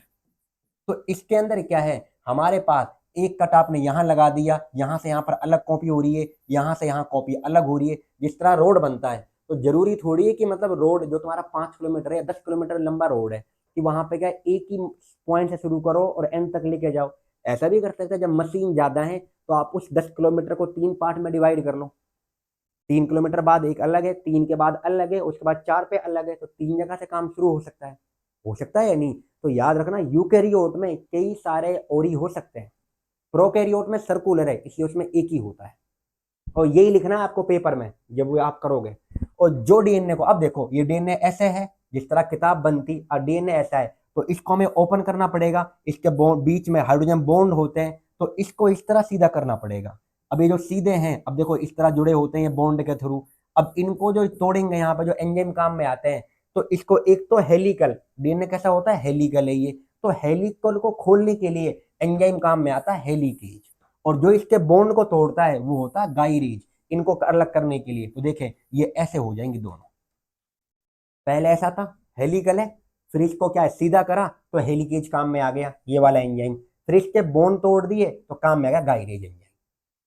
शॉर्ट में बता रहा हूँ भाई, क्योंकि टाइम कम है और हमें रिवीजन कर रहे हैं एक तरह से, बहुत अच्छे से समझा भी रहा हूँ जिससे कि आपको आ जाए। अब देखो क्या कह रहा है, एंजाइम हेलिकेज हेलिकल को ओपन भी करता है, साथ में हाइड्रोजन बॉन्ड को तोड़ता भी है। ये नाम आपको बुक में नहीं मिलेगा, पहले बता रहा हूँ मैं गाइरेज का। कभी आप मुझ मेरे से कहो सर ये कहाँ से लिख के लाए हो, और आपको ये लिखना, अब समझ में भी आपको आ रहा होगा थोड़ा बहुत ही। तो इसने क्या करा, और देखो दोनों स्ट्रैंड को यहाँ पर क्या है, इनके अंदर क्या है, ये बात आपको बताऊं मैं। यहाँ आपने इसको इस तरह ओपन कर लिया, हेलिकल को सीधा कर लिया। अब जब आप काम शुरू करोगे, भाई क्यों आ रहा है, तो जब आप काम शुरू करोगे तो ये दोनों जो बॉन्ड है, हाइड्रोजन बॉन्ड है, ये वापस से बनना शुरू हो जाते हैं। तो वापस से बॉन्ड ना बने तो एक प्रोटीन होती है, उसका नाम है SSBP, single stranded binding protein, जिसका नाम ये लिया है। शॉर्ट में बताऊं, डीएनए हमारा लीनियर है, हेलिकल होता है, हेलिकेज नाम का एंजाइम, गायरेज नाम का एंजाइम काम करेंगे, बॉन्ड को तोड़ेंगे और उसको अनबाइंडिंग करेंगे, उसके हेलिकल को दूर करेंगे। जिस तरह घर पे जब चारपाई बनाते हैं तो उसकी जो जीवड़ी होती है, जो उसकी रस्सी आती है, वो किस तरह से कोइल्ड होती है, पहले उसको सीधा करते हैं ना चारपाई पे उसको लगाने से पहले। इसी तरह डीएनए की कॉपी करने से पहले खोला जाता है, बॉन्ड को तोड़ा जाता है। तो सेम यहाँ करना पड़ रहा है, ये फादर करते हैं घर पे, तो इसलिए मैं आपको बता रहा हूँ ऐसे होता है। तो ये सारे पॉइंट याद रखना। चलो अगला पॉइंट, एक नाम है topoisomerase remove the torque during DNA unbinding. क्या कह रहा हूँ, जब आप रस्सी को हटा रहे होते हो तो बीच में एक में गेंठ बन जाती है, तो गांठ लग जाती है, तो खोलने के लिए जो एंजाइम काम में आता है उसका नाम है टॉपवाइसोमेरेज। ये डीएनए को वो करेगा जहां पे गांठ लग चुकी है, यहाँ पे ज्यादा मतलब तुम्हारे पास वैसा हो गया है। चलो अगला, as a result of this process DNA double stranded DNA, dsDNA का मतलब डबल स्ट्रैंडेड डीएनए अनबाइंड हो जाता है और गिव है एक वाई शेप का स्ट्रक्चर निकल के आता है। जहां से आपने खोला तो इस तरह बन गया, और इस वाई शेप को हम बोलते हैं replication fork. This structure is not replication fork. तो रेप्लिकेशन फोर्क क्या है, पूरे बड़े डीएनए में से यहाँ आपका पास ये पूरा डीएनए है, अब इस डीएनए के अंदर से आपने काम यहाँ चालू करा, जहां से आपने इसको हटा दिया है, ओपन कर दिया है, तो आपको शेप आता है वाई शेप करके, तो उस वाई शेप को हम कहते हैं रेप्लिकेशन फोर्क। एनसीईआरटी में दे रखा है ये पॉइंट, ये सब एनसीईआरटी में कहेंगे सर, एनसीईआरटी में यही था, सब थे भाई, अभी तुम कहो ये कहाँ से पढ़ा दिया, सब एनसीईआरटी का है। आगे देखो, दोनों स्ट्रेन अलग अलग हो चुकी और दोनों पे काम चलेगा, दोनों एक्ट करेंगे जो टेम्पलेट दोनों के अंदर।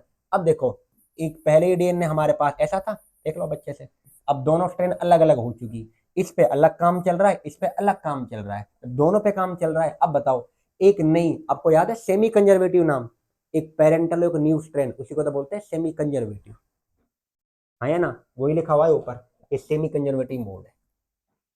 अब देखो ध्यान से क्या कह रहा है, इसके अंदर वीवीआईपी, अब सुनो, ये आपका जो हो गया इसके अंदर, ये जो हमारे पास में है, इनके अंदर क्या कह रहा हूं, जो हमारा डीएनए है आपका खुल के आया अभी डीएनए, ये वाई शेप का ऐसा है, देखो इस समान आ गया ये। एक तो हमारी कॉपी क्या होती है, देखो ध्यान से, एक तो होता है हमारे पास 3 से 5, और एक क्या होती है 5 से 3। भाई एंटी पैरेलल होती है कि ना होती है, मैंने आपको पढ़ाया था, एंटी पैरेलल है। जो 3 से 5 है और एक है 5 से 3, ये वाली चीज। अब क्या लिखा है ध्यान से सुनना, जो तुम्हारे पास में यहाँ पर क्या है, जो मेन एंजाइम है डीएनए रेप्लिकेशन का, ध्यान से सुनो क्या कह रहा हूँ, मेन एंजाइम का नाम होता है डीएनए डिपेंडेंट डीएनए पॉलीमरेज। ये मेन एंजाइम है डीएनए डिपेंडेंट डीएनए पॉलीमरेज। तो पेपर में आ जाए रेप्लिकेशन का सबसे जो मेन एंजाइम कौन होता है, तो ये होता है, सबसे मेन एंजाइम ये है। इसने क्या काम करा, यहाँ पर क्या है कि ये तुम्हारे पास में जो ये एंजाइम है इसकी एक खास बात है, और ये कहता है भाई ये कि मैं क्या काम करूंगा, जो टेम्पलेट की पोलैरिटी जिसकी चेन की शुरुआत है 3 से 5, देखो ध्यान से क्या कह रहा है, जिसकी शुरुआत है 3 से 5, तो मैं आपको इसके अपोजिट बना के दूंगा, तो मैं यहाँ पर आपको कंटिन्यू बना के दे दूंगा 5 से लेके 3। क्या समझ में नहीं आ रहा, 3 से 5 है, जब नई कॉपी बनेगी इस ट्रेंड की, इस वाले की, तो हम जो बन के आएगी इसका अपोजिट तो बनेगी 5 से 3। तो ये एंजाइम कहता है मैं आपको क्या है, जिसकी कॉपी है जिसकी पोलरिटी है 3 से 5, जिसकी है 3 से 5 वहां बना के दूंगा 5 से 3। अगर तुम मेरे को लेके गए 5 से 3 पर, तो मैं आपको टुकड़ों में काट दूंगा उसे बनाने की बजाय। तो इसलिए हमें एक स्पेशल आरएनए पॉलीमरेज चाहिए होता है, उसका नाम होता है आरएनए प्राइमर, जो ये स्टेपिंग के समान, ये गुरु के समान काम करता है। कभी कभी क्या होता है जिंदगी के अंदर, हमें सब कुछ आता है, हमें वो चीज़ सारी आती है जो हमें चाहिए होती है, पर पता नहीं होता है कि कब क्या कैसे करना है। समझ में आ रहा है क्या कहना चाह रहा हूँ, मेरा कहने का मकसद ये है, कभी कुछ हमारे पास सब कुछ होने के बावजूद हमें ये नहीं पता होता करना क्या है, कैसे करना है। तो उसके लिए हमें एक गुरु की जरूरत होती है, एक टीचर की, एक गाइडर की जरूरत होती है, जो हमें गाइड कर सके, जो हमें प्रॉपरली बता सके। तो डीएनए पॉलीमरेज ये मेन एंजाइम यही है, इसने कहा यहाँ से यहाँ लेके जाओगे बना दूंगा ये मैं, पर यहाँ ले गया तो काट दूंगा। तो इसलिए एक स्टेपिंग स्टोन, एक गुरु के समान है, और उसका नाम होता है आरएनए प्राइमर, यहाँ लिखा भी हुआ है देखे, RNA primer behave as a stepping stone और गाइड फॉर डीएनए, जो हमारा मेन एंजाइम का नाम है डीएनए पॉलीमरेज। अब देखो क्या कह रहा है वो, हमारे पास वो उसको पोलिटी वो करेगा, तो जो डीएनए पॉलीमरेज है वो पॉलीमराइज करता है 5 से 3 में। जब 5 से 3 कब बनाएगा, जब 3 से 5 में काम करेगा। तो पेपर में आ जाए किस पे काम करता है, 3 से 5 पर, तो कौन सी बना कर देगा, 5 से 3। और जब ये कंटिन्यूअस है, इसलिए इसका नाम होता है लीडिंग स्ट्रैंड, लीडिंग स्ट्रैंड, ये कंटिन्यू बन के आती है। और यहाँ पर टुकड़े बन के आते हैं, देख लो यहाँ पर टुकड़े बन के आ रहे हैं, और जब ये टुकड़े बन के आते हैं, अब ये 5 से 3 है, तो यहाँ पर तुम्हारे पास क्या आएगा, 3 से 5, फिर ये 3 से 5। अब ये इसके सेम बनवा देगा, जो आरएनए प्राइमर है जो हमको चाहिए वो इनको यहाँ पर सेम बनवा देगा।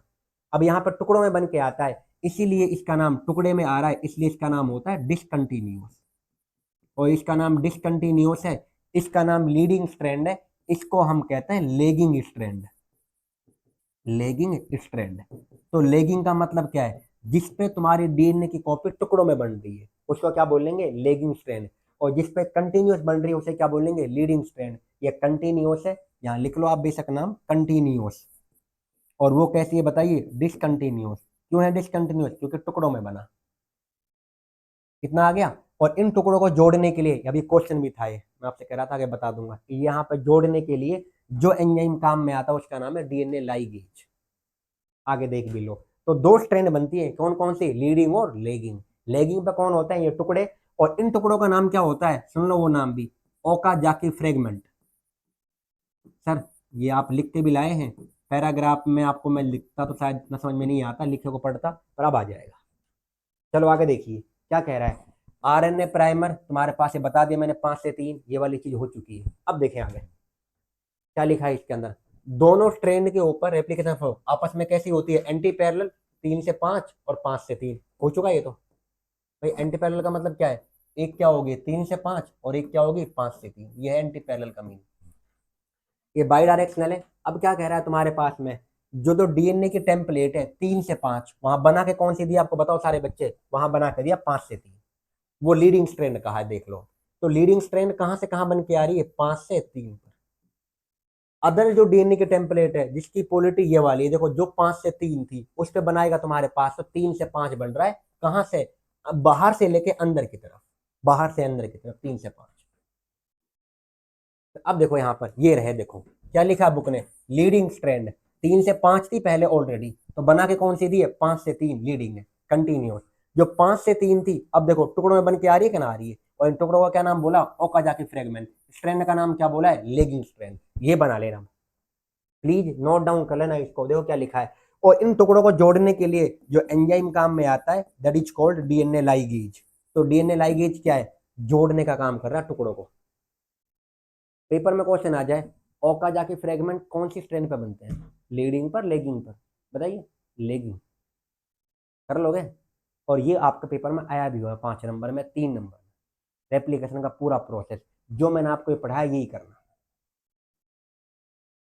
कर लोगे। उम्मीद कर रहा हूँ आपसे सब कुछ समझ में भी आ गया होगा। अब देखो क्या कह रहा है वो, तुम्हारे पास जो चीज आपको मैंने बोली वही चीजें सारी की सारी। तो यहां से लेके शुरू करना था आपको, देखो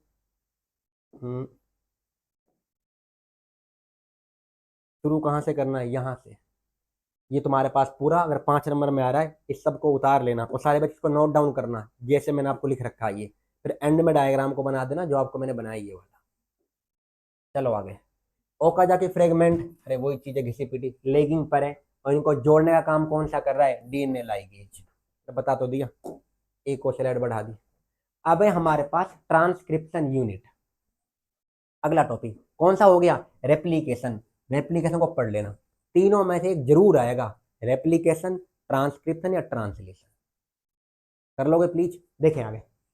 अब ट्रांसलेशन यूनिट क्या है, इसके 3 पार्ट है। देखो अब ये नाम आ रहे हो जिनके मैं कह रहा था वो वहां बताऊंगा, ये रहे हो। एक नाम प्रमोटर होता है, एक नाम स्ट्रक्चरल जीन और एक नाम टर्मिनेटर। क्या होते हैं इनको देखिए, आपके पास में ये रहा डायग्राम। हमारे पास पोलिटी क्या, देखो एक तो 3 से 5 है, और एक जब 3 से 5 है तो दूसरी क्या होगी 5 से 3। तो जो आपके पास स्ट्रेंड है, सुनो, जो 3 से 5 है इसको हम कहते हैं टेम्पलेट स्ट्रेंड। क्या कहते हैं, सुन लो क्या कहते हैं, 3 से 5 को क्या बोलते हैं, टेम्पलेट। अब एक नाम ये लगा हुआ प्रमोटर का और एक नाम लगा हुआ है टर्मिनेटर का। अभी क्वेश्चन वही था, प्रमोटर कहाँ लगा होता है, तो ये लगा होता है 5 प्राइम पर और ये लगा होता है कहाँ पर, 3 प्राइम पर। ये आपने जैसा गलत बता रहे हैं, प्रोमोटर तो 3 पे लगा हुआ है भाई। हम याद रखना जो प्रमोटर और टर्मिनेटर है इसकी सीक्वेंस बता रहे कोडिंग स्ट्रैंड के अकॉर्डिंग। पेपर में क्वेश्चन आ जाए, दिया तो नहीं, आ जाए। अगर आप टेम्पलेट के अकॉर्डिंग बताओगे प्रमोटर कहाँ होता है तो कहाँ बताओगे, 3 या 5, सर 3। पर वो कभी नहीं पूछता क्योंकि ये कोडिंग के अकॉर्डिंग ही बताई जा रही है। तो कोडिंग के अकॉर्डिंग प्रमोटर कहाँ पर है, 5 पर, और वो कहाँ पर है, 3 पर। और इन दोनों के बीच में, प्रमोटर और टर्मिनेटर के बीच में कौन होता है, स्ट्रक्चरल जी। और प्रमोटर वो हिस्सा है, क्योंकि आप सुनना ध्यान से, रेप्लिकेशन में कौन एंजाइम लगता है, डीएनए डिपेंडेंट डीएनए पॉलीमरेज। यहाँ देखिए रेप्लिकेशन में कौन सा एंजाइम लगता है, बताना सर, पूरा नाम बताएं। तो पूरा नाम है डीएनए डिपेंडेंट, क्योंकि डीएनए पे काम करेगा वो। और आगे क्या है, डीएनए पॉलीमरेज। ये पूरा नाम तो ये है सर, हम डीएनए पॉलीमरेज कह दें, कह दो भाई। और जो ट्रांसक्रिप्शन है, अब देखो ट्रांसक्रिप्शन, पहले क्वेश्चन जो 25 में आया था, दोनों के बीच में डिफरेंस आया था ना, ट्रांसलेशन और ट्रांसक्रिप्शन। यहाँ जो मेन एंजाइम है डीएनए पे काम करेगा, पर डीएनए से क्या बनाएगा, एमआरएनए। तो डीएनए डिपेंडेंट और आरएनए बना रहा है, तो इसलिए नाम है आरएनए पॉलीमरेज। आरएनए पॉलीमरेज ये वाला। अब जो ये एंजाइम है जो काम करेगा, इसको जो करना है काम, तो प्रमोटर के अकॉर्डिंग पता लग जाता है कि आपको यहां से काम शुरू करना है और हमें काम करना है इसका, हमें इसको कॉपी करना है, इसके अकॉर्डिंग आगे काम करना है। समझ में आ रहा क्या कह रहा हूँ, प्रमोटर ने जगह बताई कहां से काम करना है, इसको काम करने के बाद टर्मिनेटर उसे हटा देता है, अब तेरा काम खत्म, अब तू हट जा। चले आगे।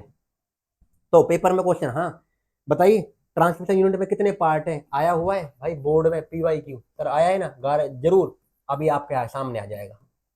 तो 3 पार्ट है। अब आगे बता दिया, देखो पूरा नाम डीएनए डिपेंडेंट आरएनए पॉलीमरेज। फिर क्या कह रहा है वो, टेम्पलेट स्ट्रेंथ तुम्हारे पास कहाँ कौन सी होती है, 3 से 5 वाली, ये भी बता दिया। और कोडिंग स्ट्रेंड के अकॉर्डिंग क्या है, आप क्या बताते हो, एक आप बता रहे हो प्रमोटर कहाँ और एक आप बताओ टर्मिनेटर कहाँ पर है। चलो ये देखो, promoter and terminator flank the structural gene, इन दोनों के बीच में स्ट्रक्चरल जीन आ रहा है। अब यहाँ पे कहाँ लगा होता है वो आप देख लें, the terminator located towards 3 prime and, और किसके अकॉर्डिंग है, कोडिंग स्ट्रेंड के अकॉर्डिंग। और वो कहाँ है, 5 प्राइम वाला, देखिए लिखा होगा भाई, ऐसा तो हो ही नहीं सकता ना लिखा हो। Promoter is set to be located, लो कहाँ लगा होता है? Set to be located at 5 prime end, ये 5 पर और ये 3 पर। आगे दिल को तसल्ली मिल गई, ठंडक, करे आगे। चलो ये वाला पार्ट था, मजाक के लिए कह रहा हूँ। तो अब देखो एक मिनट ध्यान से सुनना इस चीज को भी। एक नाम है, अभी क्या कहा था, एक नाम है एक्सॉन और एक नाम है इंट्रॉन। जहां पर इंफॉर्मेशन है, जहां पर क्या है, इंफॉर्मेशन है। चलो एक पेज एड ही कर लेता हूँ। फिर एड मत करो, फिर तो आप ज्यादा टाइम लोगे, नहीं समझ में आ जाएगा। सुनो क्या कह रहा हूँ। एक नाम एक्सॉन, शॉर्ट में इसको लिखूंगा मैं ई एक्स। एक नाम इंट्रॉन, इसको शॉर्ट में करूंगा आई एन। समझ जाना। हमारा डीएनए है, डीएनए से कौन बनेगा? एमआरएनए। डायरेक्ट एमआरएनए किस में बनता है? ये बनता है बैक्टीरिया में। हमारे अंदर, हमारे अंदर यूकैरियोट में एमआरएनए बनने से पहले बनता है जो आरएनए, उसका नाम है एचएनआरएनए, और फिर बनता है एमआरएनए। सर समझ में नहीं आया? डीएनए से कौन बनता है? एमआरएनए बनता है, बिल्कुल सही बात है। ये डायरेक्ट एमआरएनए बन जाता है बैक्टीरिया में। हमारे अंदर क्या है, प्रोसेस सीधा नहीं जाता, थोड़ा घूम के जाता है। पहले डीएनए से कौन बनेगा? एचएनआरएनए, और फिर कौन बनेगा? एमआरएनए। ऐसा आरएनए जिसमें एक्सॉन भी हो, इंट्रॉन भी हो, एक्सॉन भी हो, इंट्रॉन भी हो, एक्सॉन भी हो, इंट्रॉन भी हो, उस आरएनए को कहा जाता है एचएनआरएनए। एचएन का पूरा नाम है heterogeneous nuclear RNA. Heterogeneous nuclear RNA, ये है इसका पूरा नाम। अब मैं पूछूं, एचएनआरएनए किसमें बना? Prokaryote, eukaryote? सर प्रोकैरियोट क्या, किसको कह रहे हो? बैक्टीरिया को तो कहते हैं। बैक्टीरिया ही प्रोकैरियोट में आते हैं, यूकैरियोट में सब आ गए बैक्टीरिया को छोड़ के। तो इन सब में ये बनेगा। अब देखो काम की चीज कौन की है? काम की चीज, काम की चीज तो एक्सॉन है, क्योंकि ये कोडिंग सीक्वेंस है। अब सुना ध्यान से, एक नोटबुक के अंदर, अब देखो ये कोडिंग सीक्वेंस, और ये कौन सी सीक्वेंस है? नॉन कोडिंग सीक्वेंस, जिनमें कुछ है ही नहीं। अब एक कोडिंग और एक नॉन कोडिंग, एग्जाम्पल के तौर पे ये बुक है आपकी, ये बुक। इस वाले पेज पे भाई जहां पे इंफॉर्मेशन लिखा हुआ है, जहां आप जिस पेज पे इंफॉर्मेशन है, इसमें तो सब पे ही है, जिस पेज पे लिखा हुआ है वही तो काम का है, जिस पे ना लिखा हो काम का थोड़ी है। तो जिस पे लिखा हुआ है वो एक्सॉन है, जो ना लिखा हुआ है इंट्रॉन है। और जब दोनों होते हैं इस तरह से करके, इसको बोलते हैं हम, इस प्रॉपर्टी का नाम होता है स्प्लिट जीन।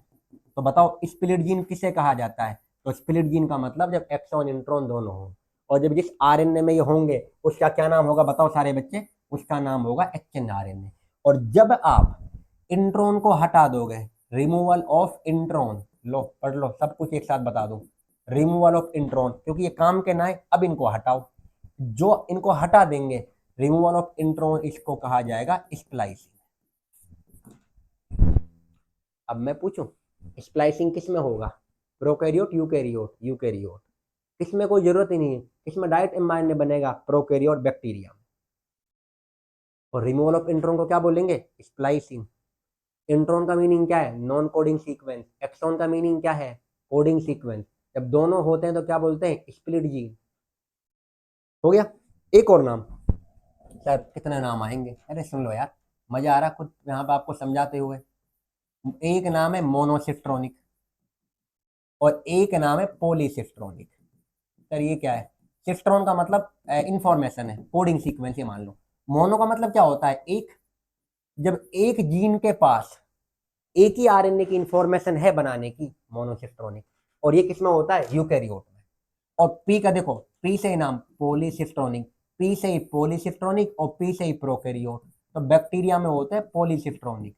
जब एक सिस्ट्रॉन के पास कई कई आरएनए की इंफॉर्मेशन है बनाने की, उसे कहते हैं पॉलीसिस्ट्रोनिक। तो बताइए मोनोसिस्ट्रोनिक किसकी प्रॉपर्टी है? यह है यूकैरियोट की। और ये किसकी प्रॉपर्टी है? प्रोकैरियोट, मतलब बैक्टीरिया की। अब तो तुम्हें ये क्लियर हो गया होगा, या तो आप बैक्टीरिया का हो या प्रोकैरियोट, एक ही बात है। चले आगे। सर अब बताइए क्या है? अरे वो तो पीछे रह गया। एक मिनट यार, क्यों लग रहा है? वो तो बेचारे वैसे ही परेशान हो रहे हैं, और इतना सारा ऐड करवा रहे हो। मैंने कुछ ऐड नहीं करा, देखो एक्सॉन इंट्रॉन, अब देखो ये रहे। चलो पढ़ते हैं एक बार, पीछे की तरफ आ जाओ। मोनोसिस्ट्रोनी देखो कहाँ है, दिल को ठंडक मिल जाएगी। मोनोसिस्टोनिक किसमें होता है? यूकेरियोट। पॉलीसिस्टोनिक किसमें होता है? मोसिन, बैक्टीरिया और प्रोकैरियोट। मिलेगी दिल को ठंडक। आगे, एक्सॉन क्या है? Coding sequence.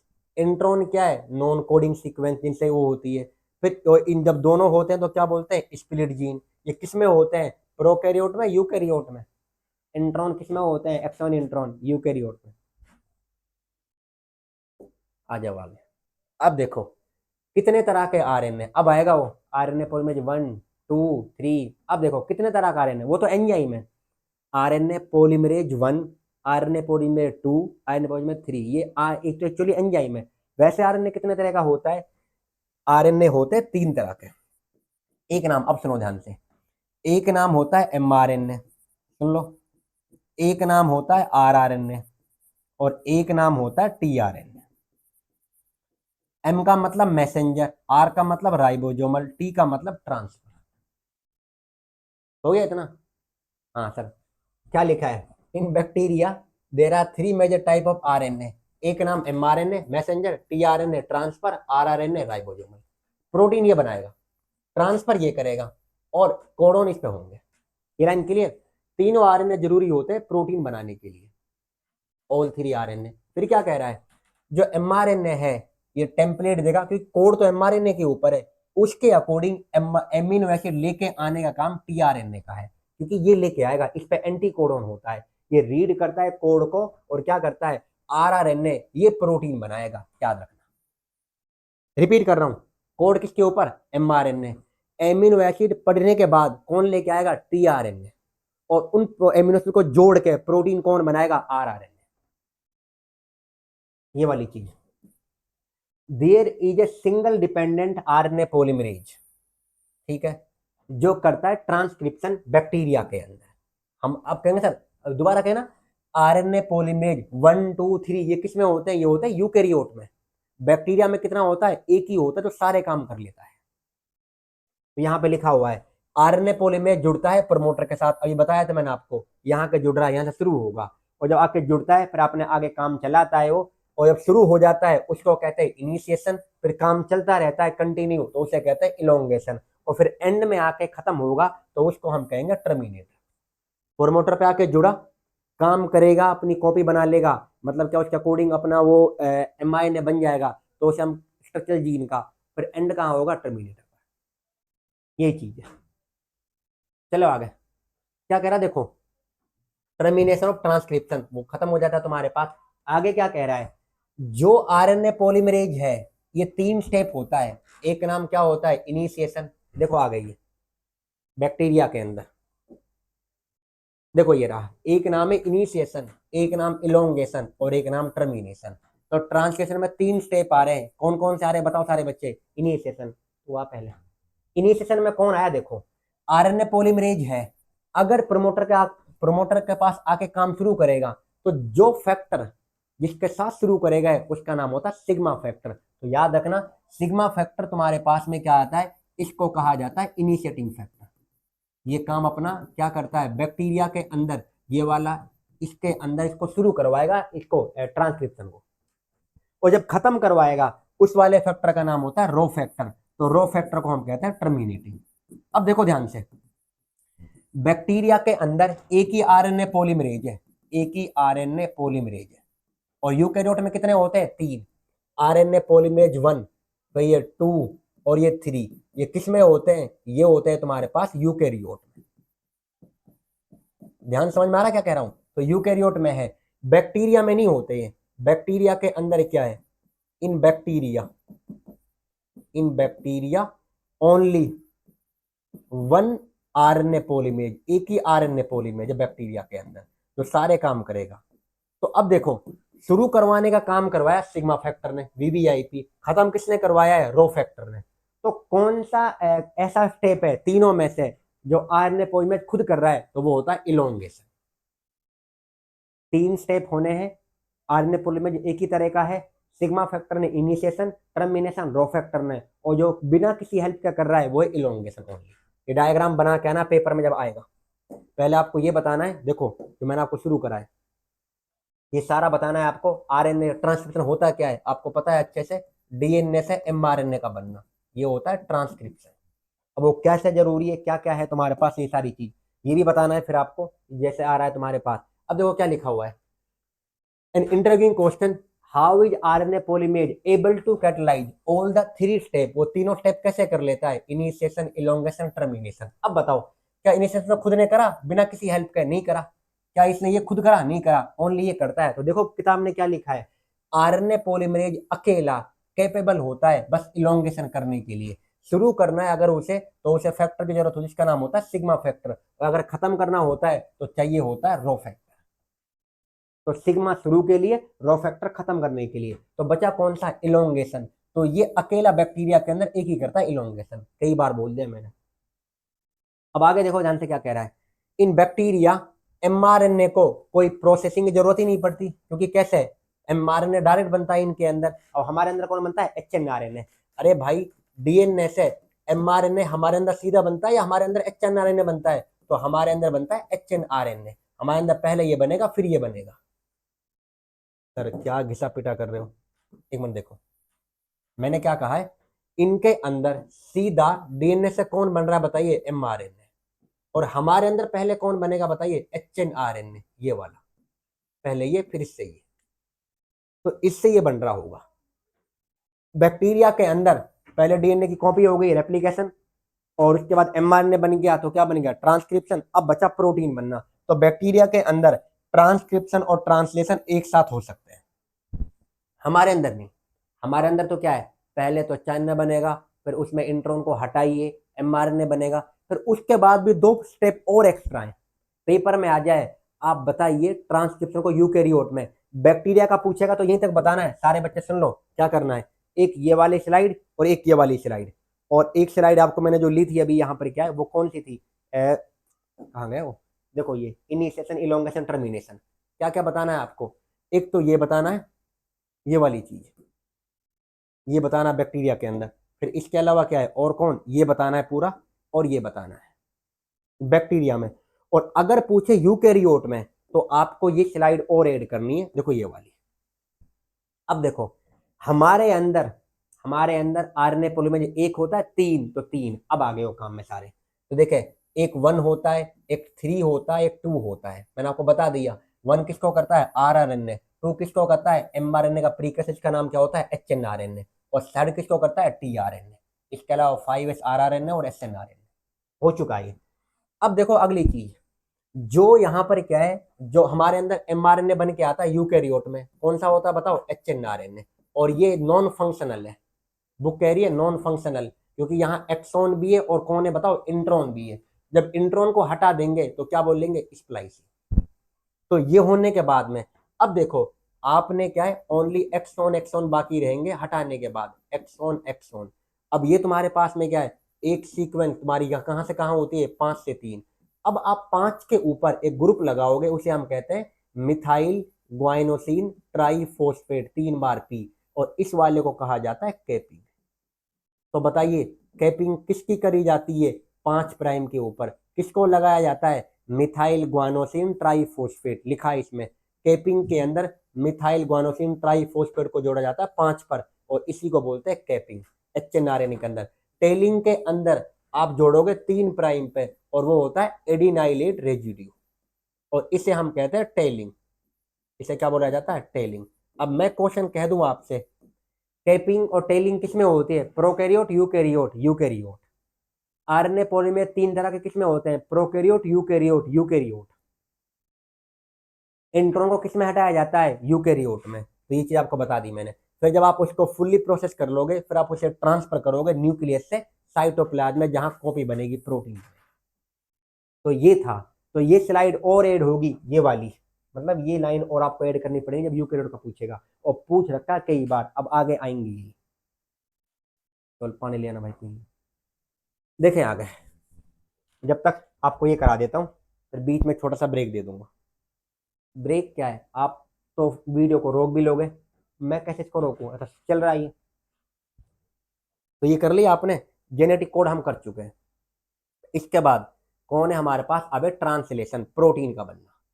ट्रांसलेशन का मीनिंग क्या है, देखो पढ़ लिया हम सब बच्चों ने ये, डीएनए से डीएनए बनेगा तो क्या था, रेप्लिकेशन। फिर कौन पढ़ा हमने, एमआरएनए। और फिर इससे कौन बनेगा, प्रोटीन। तो प्रोटीन का बनना ही इससे कहलाता है ट्रांसलेशन। ये चीज। अब चलो इसमें पहला क्या है, पहली चीज यहाँ पे जो काम में आते हैं, तो देखो अगर हमें प्रोटीन बनाना है तो हमें क्या करना पड़ता है, जो एमिनो एसिड है, भाई प्रोटीन किसके बनते हैं, एमिनो एसिड से। तो जो प्रोटीन है, जो एमिनो एसिड है, इनसे प्रोटीन बनेगा। तो इनको पहले एक्टिवेट करना पड़ता है। और एक्टिवेट का मीनिंग क्या होता है, देखो यहाँ पे बताया, एल आइसोमर इस्तेमाल करते हैं प्रोटीन को, क्या है, एक्टिवेटेड एमिनो एसिड को इस्तेमाल करते हैं प्रोटीन बनाने के लिए। और उसमें जो एंजाइम काम आता है उसका नाम है एमिनो एसाइल टीआरएनए सिंथेटेज। जब आप एमिनो एसिड को एक्टिवेट करोगे, जब आप उसके साथ एमिनो एसिड के साथ में एटीपी जोड़ दोगे, इसे बोलेंगे चार्जिंग। क्या बोलेंगे, चार्जिंग।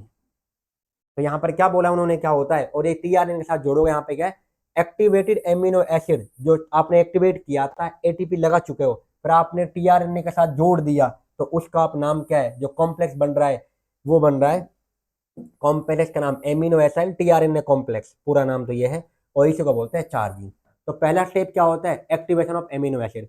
एमिनो एसिड में एटीपी जोड़ दोगे, जोड़ने के बाद अब जो एमिनो एसिड आपने एक्टिवेट कर दिया, एटीपी जोड़ दी, अब आप उसको जोड़ोगे टीआरएनए के साथ, और इसको बोलेंगे चार्जिंग ऑफ टीआरएनए या एमिनो एसाइलेशन ऑफ टीआरएनए।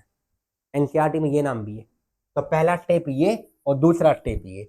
अब क्या होगा, अब आएगा पहला कोडॉन, अब आएगा, अब 3 स्टेप, इनिशिएशन, इलोंगेशन, टर्मिनेशन। ये ट्रांसक्रिप्शन में भी होते हैं, ट्रांसलेशन में भी होते हैं। अब देखो एमिनो एसिड से प्रोटीन बना रहे हैं, और एयूजी कोडॉन पहला कोडॉन है, जब प्रोटीन बनेगा पहले सबसे पहले वही आएगा। तो देखिए इनिशिएशन आएगा। इनिशिएशन किससे होता है, देखो प्रोटीन बनना स्टार्ट, तो पहला कोड कौन होगा एमआरएनए के ऊपर, एयूजी, और वो किसको कोड करता है, मिथोनिन को। समझ में आ गया। अब जो राइबोसोम है, भाई प्रोटीन बनाना किसका काम है, देखो कोड होगा एयूजी, प्रोटीन बनाना काम है राइबोसोम का। और राइबोसोम के 2 यूनिट है, देखो यहां पर थोड़ा बता दूं, राइबोसोम क्या होता है, राइबोसोम मैं आपसे बार बार अभी कह रहा था आरआरएनए, राइबोसोम आरआरएनए ये वाला, इसकी 2 यूनिट है, 2 सब यूनिट। एक को आप कहते हो लार्ज और एक को आप कहते हो स्मॉल।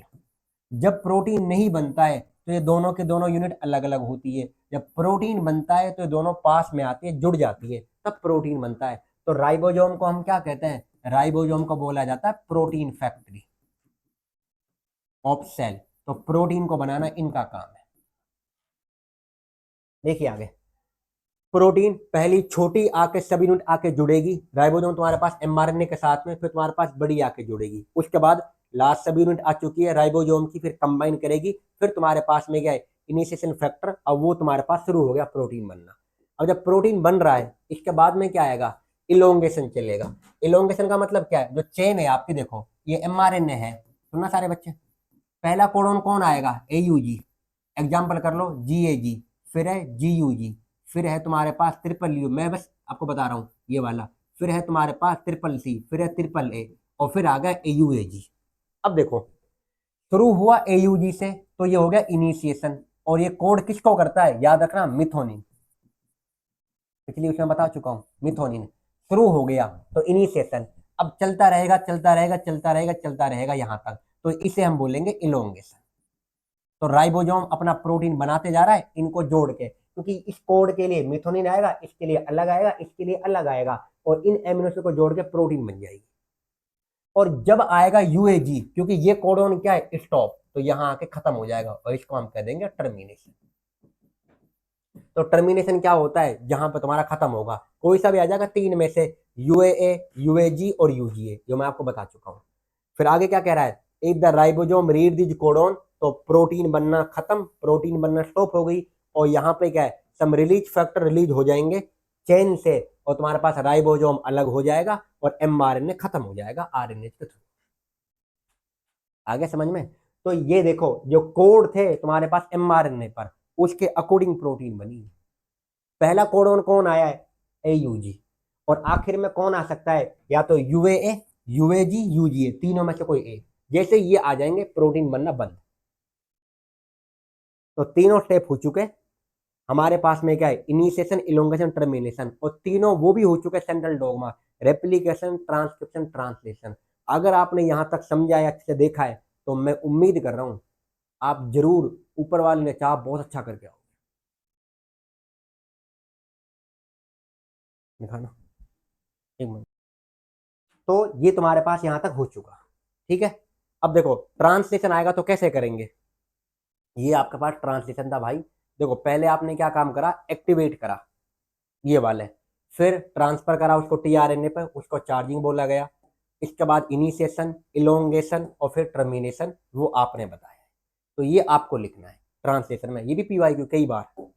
अब क्या है देखो, एक ये नाम ही पूछ रखा है यूटीआर। यूटीआर क्या होता है, यूटीआर क्या है, एमआरएनए पर प्रोटीन बनने से जो कोडोन है इससे पहले कुछ सीक्वेंस होती है, इनकी प्रोटीन नहीं बनती, जो ट्रांसलेट नहीं होते उनको बोलते हैं अनट्रांसलेटेड रीजन।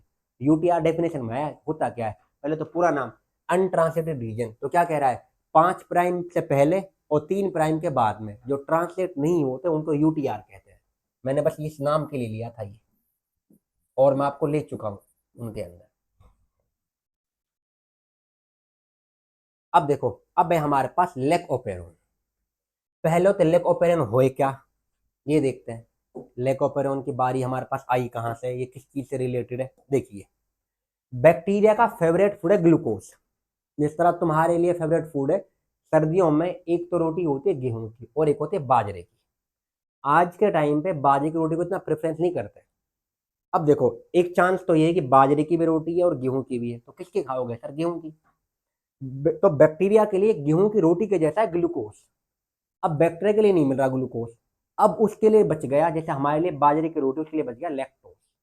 तो अब क्या काम करेगा वो, दो चांस है, या तो खा ले और बचा रहे जिंदा रहे, और या ना खाए और सीधा ऊपर पहुंच जाए। तो किसको करोगे सर, जिंदा रहना, जिंदगी ज्यादा अजीज है, गेहूं की रोटी ठीक है बाद में मिल जाएगी पर अभी नहीं है। तो क्या कर रहा है, जो बैक्टीरिया होता है जब उसको लैक्टोस मिलता है तो उसके अंदर लैक ओपेरोन नाम का कॉन्सेप्ट आता है। आ गया, इतना उम्मीद कर सकता हूं आपको क्या है। तो लैक का मतलब है लैक्टोस। तो देखो ये किससे रिलेटेड है, लैक्टोस के मेटाबॉलिज्म से। इसमें क्या होता है, क्योंकि बैक्टीरिया ग्लूकोस जो है वो तो लगातार चल ही रहा होता है उसके अंदर। अब जो मेटाबॉलिज्म है शुगर का, लैक्टोस का वो करना है तो उसे अपने अंदर चेंज करना पड़ता है।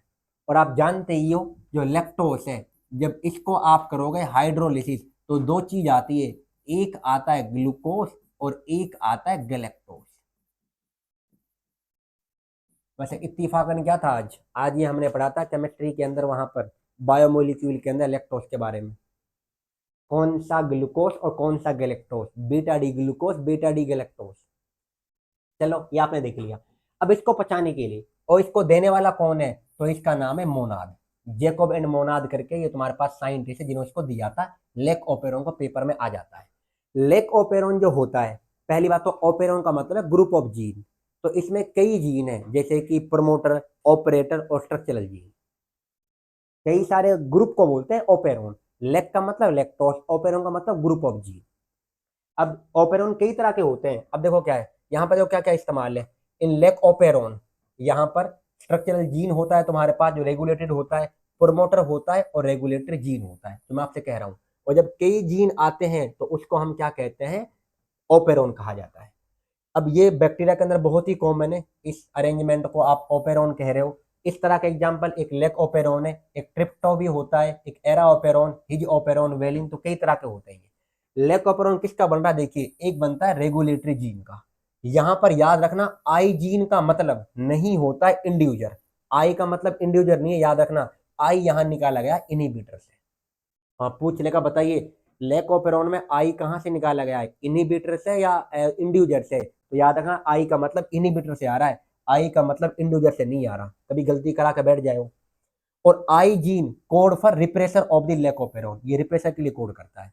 अब जो स्ट्रक्चरल जीन है, यहाँ देखिए जो स्ट्रक्चरल जीन है, क्या कह रहा हूँ यहाँ पे सारे बच्चे सुनना ध्यान से। अब इसके अंदर मुझे बताने की जरूरत जो आपको है, कहाँ गया, देखो ये रहा डायग्राम, इससे समझिए।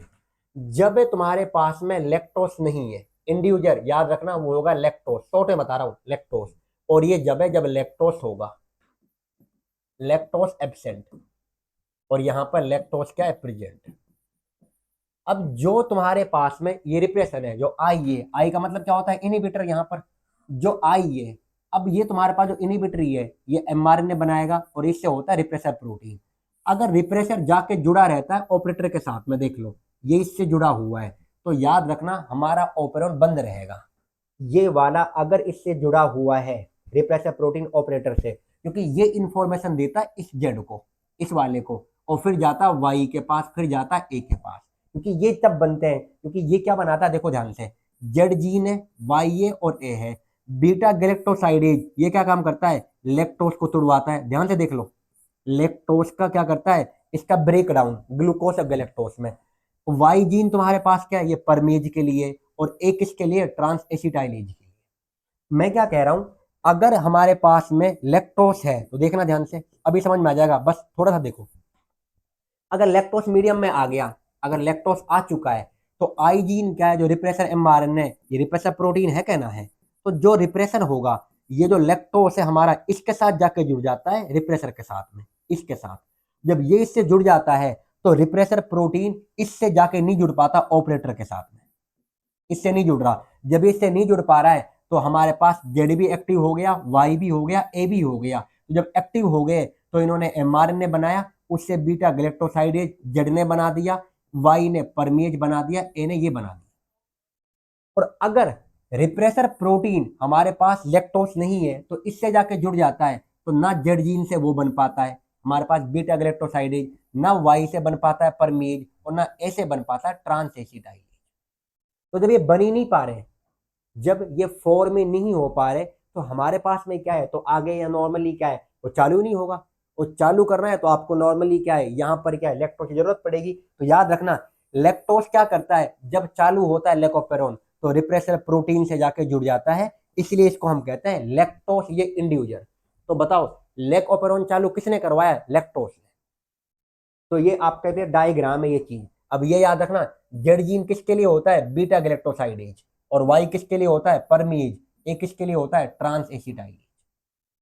ये चीज बताइए, देखे आगे क्या कहा इन्होंने। अब देखो ये चीज जो मैंने आपको बताई है अभी, बीटा गैलेक्टोसाइडेज क्या कर रहा है, लैक्टोज को तोड़ेगा ग्लूकोज और गैलेक्टोज में, और इसमें कन्वर्ट करने के बाद में परमेज क्या कर रहा है, ये वाई जीन से बनता है और ये जेड जीन से बन रहा था। ये क्या करता है, लैक्टोज को ट्रांसफर करेगा साइटोप्लाज्म की मेम्ब्रेन के थ्रू, और यहाँ ये वाली चीज। और ए क्या करेगा तुम्हारे पास, ट्रांस एसिटाइलेज, ये ए जीन से बनता है। अभी तक इसका फंक्शन ज्यादा पता नहीं है, कन शायद लगता है कि गैलेक्टोज कन्वर्ट करता है ग्लूकोज। तो तीन चीज है, देखें आगे। और ये आया हुआ है पेपर में, लेकोपेरोन जो गया आपका। अब देखो ये वीवीआईपी, सर पिछला नहीं था, वो भी वीवीआईपी था, लो लिख दो। कहेंगे सर वहां लिखा नहीं आपने, हम कैसे माने। लो भाई, पीवाईक्यू भी है, 5 स्टार कर दिया। और कुछ करवाना है, चलो आगे। अब है human genome project. Human genome project के पॉइंट सेलिएंट फीचर आए हैं पेपर के अंदर, इनको यहाँ पे देखिए। पहला पॉइंट क्या है, ह्यूमन जीनोम का कोडिंग कितने हैं हमारे पास में, क्या है, 3164.7 million base pair. Average gene हमारा बना होता है 3000 बेस पेयर का, बट याद रखना सबसे बड़ा जीन का नाम है डिस्ट्रोफिन जीन, जो बना होता है 2.4 मिलियन बेस पेयर का। नॉर्मल जीन कितने का बना होता है, 3000 बेस पेयर का, पर यहाँ कितने का बन रहा है, 2.4। और एक हमारे पास में, क्योंकि पहले हमने सोचा था कि जो हमारे जीन है वो है 80,000 से लेके 1,40,000 के बीच में, अब वो निकले 30,000 के अप्रोक्स। और अभी तक मेरे हिसाब से 22,360 जीन है जिनके बारे में अभी तक पता लगाया है। पहले इतने सारे जीन सोचे, हमारे इतने सारे जीन है नहीं, 30,000 के अप्रोक्स। चलो आगे, अगला क्या लिखा है। अब देखो सारे इंसानों में 99.9%, अब देखो ध्यान से क्या कह रहा हूं, यहाँ पर जितने भी दुनिया में इंसान है, चाहे वो अफ्रीका के हों, चाहे वो यहाँ पे क्या इंडिया के हों, चाहे यूएसए के हों, चाहे वो तुर्की के हों, चाहे सऊदी अरब के हों, कहीं के भी, सारे दुनिया के अंदर जितने भी इंसान हैं, सबका डीएनए 99.9% सेम है, सबका सेम। ये चीज लिखी हुई है, इतना nucleotide base are exactly same in all human, इसी लाइन से। और आपको बता दूं मैं इसके बारे में, देखो थोड़ा सा बताऊं, 1990 में हुआ था ये प्रोजेक्ट शुरू, प्रोजेक्ट, और ये दुनिया का सबसे बड़ा प्रोजेक्ट है, याद रखना, मेगा प्रोजेक्ट, दुनिया का अभी तक का सबसे। 1990 में प्रोजेक्ट शुरू हुआ था, ये होना था हमारे पास में 13 साल का प्रोजेक्ट था ये, 13 ईयर ओल्ड प्रोजेक्ट। शुरू हमारे पास कब हुआ? 1990 में, 2003 तक चला, पर 2003 से लेके 6 तक ये चला था बस स्पेशल क्रोमोजोम 1 को पढ़ने के लिए। क्रोमोजोम 1, इसमें जीन, अब क्वेश्चन भी आया था, 2968 जीन होते हैं, सबसे बड़ा क्रोमोजोम यही है। आप देखो 1 साल 3 साल स्पेशल लगे क्रोमोजोम पे, सबसे बड़ा क्रोमोजोम यही, और 13 साल तक। और इसका खर्चा कितना था? 9 billion US dollar, 9 billion US dollar. अब अंदाजा लगाइए, 9 बिलियन US डॉलर का खर्चा। वाजिद? तो ये आप देख सकते हैं यहाँ पर। और अभी तक देखो जितने भी जीन है, 50% जीन का जो फंक्शन है अभी तक अनडिस्कवर्ड है। इतना खर्चा करने के बाद 9 बिलियन, सोच सकते हो 1990 में कितना है? 9 बिलियन, और डॉलर है वो भी। अगला पॉइंट, हमारे पास में <2% जीनोम कोड करता है प्रोटीन को। पांचवा पॉइंट, हमारे डीएनए के अंदर जो सीक्वेंस बहुत बार रिपीटेड है, repeated sequence are stretch of DNA, जो बहुत बार रिपीटेड होती है, मैनी टाइम, इनका नंबर 100 से लेके 1000 बार भी हो सकता है। और इनका they are thought to have no direct coding function, इनका सोचा गया है कि इनमें कोई फंक्शन डायरेक्ट कोड नहीं करता है, ये इवोल्यूशन में, डायनेमिक्स में हेल्प करती है। देखो अगला पॉइंट जो आया था पेपर में, क्रोमोजोम 1 में सबसे ज्यादा जीन है 2968, और वाई में सबसे कम है, वीवीआईपी। 2026 के लिए आप याद रखना इसको, एमपीक्यू। एमपीक्यू का मतलब है मोस्ट प्रोबेबल क्वेश्चन। साइंटिस्ट ने अभी तक 1.4 मिलियन लोकेशन ढूंढी है जहां पर SNP है, सिंगल न्यूक्लियोटाइड पॉलीमॉर्फिज्म, और ये ह्यूमन के अंदर अक्कर होती है। और यही हमारे पास क्रोमोजोम यहाँ पे क्या है, किसके लिए काम में आती है? ह्यूमन हिस्ट्री को ट्रेस करने के लिए हेल्प। तो ये सैलिएंट फीचर आया हुआ है पेपर में। अब है आखिरी टॉपिक हमारा, डीएनए फिंगरप्रिंटिंग। अब आप सुकून की सांस ले सकते हो कि बस एक ही टॉपिक रहा ये वाला, और ये भी PYQ, क्योंकि कोई भी टॉपिक मैंने वो नहीं लिया जो नहीं आया हो, सब PYQ। अब देखो डीएनए फिंगरप्रिंटिंग, इसको डेवलप करने वाला जो साइंटिस्ट था उसका नाम है अलेक्स जेफरी, अलेक्स जेफरी करके। हमारे डीएनए के अंदर क्या है, कुछ बहुत ज्यादा जो चेंज है, जो हाई डिग्री ऑफ पॉलीमॉर्फिज्म है, उसको बोलते हैं VNTR शॉर्ट में, variable number of tandem repeat. Tandem repeat का मतलब जो सीक्वेंस बार बार रिपीटेड है। जब हम कहीं पर भी कुछ एग्जाम्पल तौर पे, आपको मैं शॉर्ट में एग्जाम्पल बोल रहा हूँ, कहीं पे मर्डर हो गया हो या कहीं पे रेप हो गया हो, तो मर्डर जहाँ पे हो रहा है तो वहाँ पे कोई क्लू मिल रहा है, तो जिस पे डाउट है, जो सस्पेक्टेड है, उनका डीएनए लिया जाता है, और जो वहाँ पे कुछ भी मिला, चाहे हेयर मिला हो, चाहे कुछ भी मिल गया हो, उन दोनों के डीएनए को मैच करा जाएगा। जिससे मैच करते हैं उस टेक्निक का नाम है डीएनए फिंगरप्रिंटिंग। तो पहले क्या करते हैं वो, सबसे पहले डीएनए को आइसोलेट करेंगे, फिर जो डीएनए है उसको डाइजेस्ट कराएंगे इन एंजाइम के थ्रू, इनसे उसको कट करेंगे, फिर उन टुकड़ों जो कट आपने टुकड़े कट करे हैं, फिर उनको आप अलग करोगे, सेपरेशन करेंगे, और टेक्निक का नाम है जेल इलेक्ट्रोफोरेसिस। फिर उनको अलग करने के बाद आप ट्रांसफर करोगे किसके ऊपर, यहाँ पे क्या है, मेम्ब्रेन के ऊपर, और उसमें इस्तेमाल करते हैं नाइट्रोसेलुलोस या नाइलोन। फिर आप क्या करोगे, VNTR के थ्रू उनका कराओगे हाइब्रिडाइजेशन, और फिर एंड में क्या कर लोगे, आप डिटेक्शन कर लोगे जो भी डीएनए है बाई ऑटो रेडियोग्राफी। तो ये स्टेप आते हैं इसके अंदर डीएनए फिंगरप्रिंटिंग में। सबसे पहले डीएनए को लिया, फिर डीएनए के टुकड़े करे, फिर डीएनए टुकड़े के करने के बाद में जेल इलेक्ट्रोफोरेसिस किया, फिर वो करने के बाद में आपने कराया हाइब्रिडाइजेशन, फिर एंड में करा detection by using the technique called auto radiography. यहां पर हमारा चैप्टर दी है। अब क्वेश्चन को देख लेते हैं कि कौन कौन से क्वेश्चन इसमें आए हैं, क्योंकि आपने पढ़ा भी दिया। अब देखें इसके अलावा क्या है, ये सारे क्वेश्चन हम कर चुके हैं, देखो ये वाले, अब आप देख सकते हैं इनको, ये भी क्वेश्चन एक नंबर वाले हो चुके हैं, ये वाले भी हो चुके हैं, ये वाली स्लाइड हो चुकी है, फिर इसके अलावा क्या है, ये भी हो गया, ये भी एक नंबर वाले थे ये सब। अब देखो बस क्वेश्चन बोलूंगा मैं, अब आप पीछे देख लेना, हमने पढ़ाई का ना पढ़ा। डिफरेंस बिटवीन ट्रांसक्रिप्शन ट्रांसलेशन हो चुका है, डीएनए और डीएनए में फर्क, ये एंजाइम वो है। प्रमोटर और टर्मिनेटर कहाँ होते हैं बता दिया आपको, एक 5 पर और एक 3 पर। ठीक है, अगली स्लाइड क्या लिखा उन्होंने, क्या है 18 में कितने तरह के आरएनए चाहिए होते हैं, 3 तरह के, कौन कौन से, mRNA, आरएनए, टीआरएनए हो चुका है। फिर कैसे हमारा ट्रांसलेशन होता है, तो राइबोसोम करता है प्रोटीन बनाने में, वो आपको लिखा हुआ है, राइबोसोम होते हैं जो प्रोटीन बनाते हैं, वही चीज बता दी। फिर अनएम्बिगस का मीनिंग क्या बता दिया, और फिर आपका डीजेनरेसी का मीनिंग क्या है। अगर हम जीन को रेगुलेट करना चाहते हैं तो 3 स्टेप है। जब प्रोटीन बन रहा है तो वहां कर सकते हो, दूसरा जब आप HNRNA से mRNA बना रहे हो उसे बोल रहे हैं प्रोसेसिंग, और फिर तीसरा जब ट्रांसपोर्ट करते हैं, और फोर्थ जब प्रोटीन बन रहा है। तो ये वाला लेवल। अब आप इनका स्क्रीनशॉट भी ले सकते हो, आराम से रुक के अच्छे से, और ये किसी को एक भी क्वेश्चन स्किप नहीं करना, सब इंपॉर्टेंट है। अगला देखिए, डिफाइन टेम्पलेट और कोडिंग स्ट्रेन, बता दें मैंने आपको टेम्पलेट और कोडिंग, अभी ट्रांसक्रिप्शन में आया था, बस बस ओनली हेडलाइन कर रहा हूँ। फिर देखो जेनेटिक बेसिस क्या है, जो कोडोन ट्रिपलेट है, और वो कंटिन्यूस, मतलब वो तुम्हारे पास लगातार होते हैं 15 में और 24 में। बता दिया मैंने आपको क्या है, जो क्री तुम्हारे पास जो एडिशन होते हैं जीन का, मतलब वो ट्रिपलेट होते हैं, ये सब है, इनको बताया उन्होंने। फिर एक्सॉन और इंट्रॉन क्या है, ये भी नाम हो चुका है हमारा। अब मैं नहीं, आप खुद कर लोगे इन चीजों को। How can RNA easily express the character than DNA, तो आरएनए कैसे अपना को एक्सप्रेस कर सकता है, बता दिया। आरएनए अनस्टेबल होता है, इससे म्यूटेशन होता है। आरएनए डायरेक्टली कोड करता है किसके लिए, वो तुम्हारे पास सिंथेसिस ऑफ प्रोटीन, तो इसलिए आसानी से एक्सप्रेस हो जाता है। इंफॉर्मेशन कहाँ होती है, डीएनए पर, और फिर कोड किस पे होता है, एमआरएनए पर, तो एमआरएनए से कौन बनता है, प्रोटीन, इसलिए आरएनए इजीली एक्सप्रेस हो जाता है डीएनए के मुताबिक।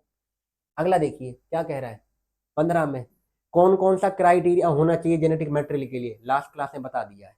स्टेबल होना चाहिए, खुद की कॉपी करना चाहिए, थोड़ा बहुत खुद में म्यूटेशन करना चाहिए, और इतना रिएक्टिव नहीं होना चाहिए। अब देखो डुअल फंक्शन ऑफ एयूजी बता दिया, क्या फंक्शन होता है, dual function of genetic code कब है, 15 में, देखो इधर 15 में, ये 23 में और 24 में।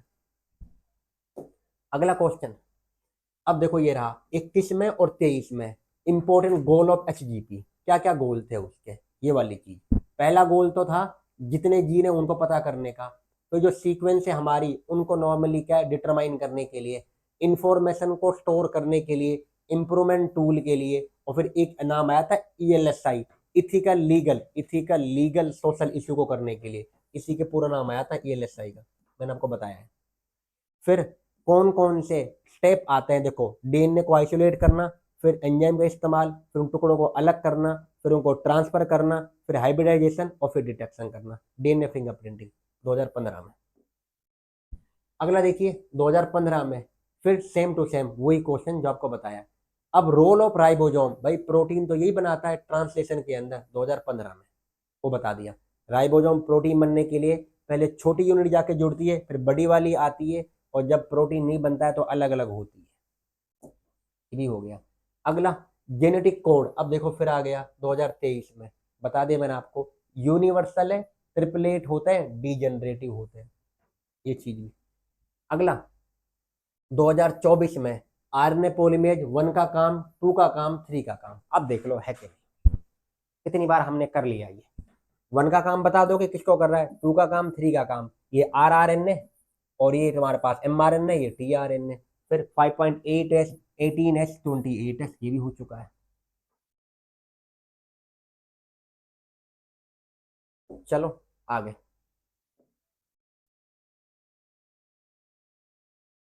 अगली चीज, नीचे कोई क्वेश्चन रह गया क्या, क्योंकि मेरे को इसमें कुछ आ रहा था, नीचे नहीं, देखें आगे। अब देखो 2019, 2015, 2017 क्या क्वेश्चन है, semi conservative mode of replication कर चुके हैं हम, ये वाली चीज। डिफाइन रेप्लिकेशन देख लो कहाँ होता है, पूरा स्टेप बताना है। फिर मैसेसन और स्टोल का एक्सपेरिमेंट, ये वाली चीज, ये हमने कर लिया लास्ट क्लास में, अच्छे से उसी को करना है आपको। देखो 3 3 बार। अगला देखिए 2018, 2019, 2023, 2017, 4 बार। ट्रांसफॉर्मिंग प्रिंसिपल किसने बताया था, 1928 में फ्रेडरिक ग्रिफिथ ने। और बैक्टीरिया कौन सा लिया, स्टेप्टोकोकस निमोनी। और किसके ऊपर काम कराया था, माइस के ऊपर, चूहे के ऊपर। 4 आए थे, R स्ट्रेन, S स्ट्रेन का, वही वाला जो हम कर चुके हैं, वही लिखना है आपको, देख लो इतनी बार। तो VVIP। अगला question, what is genetic code, लो फिर ये 2018 में कर चुके हैं भाई। फिर 19 में देखो लैक ओपेरॉन के बारे में और cell feature of human genome कर चुके हैं हम ये सारी चीज।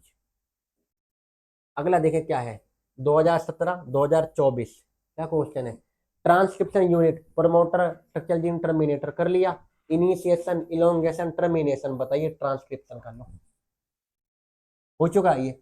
अगला देखो 19 और 23 में वार्सन क्रिक मॉडल को बताइए या डबल हेलिक्स स्ट्रक्चर को, लास्ट क्लास मैंने वहां भी लिख भी दिया था कि 1923 में आया है वो, पिछली क्लास आपने देखी होगी। प्लीज देखना दोनों क्लास को। इसको करने के बाद आपके पूरे के पूरे मार्क्स पक्के हैं, ये मैं आपको कह सकता हूँ। देखिए यार अब क्या है 2015 में लेक ओपेरोन के बारे में अभी बता दिया आपको मैंने पूरा में। फिर आगे क्या है, ये तो वही है क्लास में लिया था, ये तो मैंने वो लिया आपके लिए वापस रिपीटेड।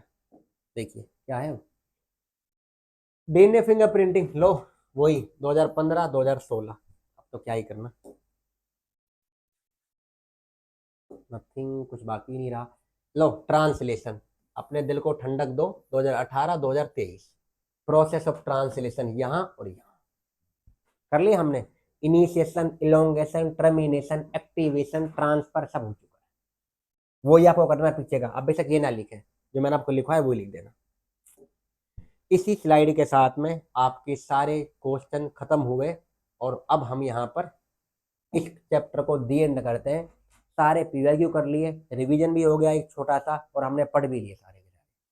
उम्मीद कर रहा हूँ आप इसको 2 पार्ट में देख लेना, आप कैसे भी करो और पढ़ने के बाद बताना कि आपको कैसा लगा कैसा हुआ ये सारी चीज़ें। Thank you everyone, thanks for watching.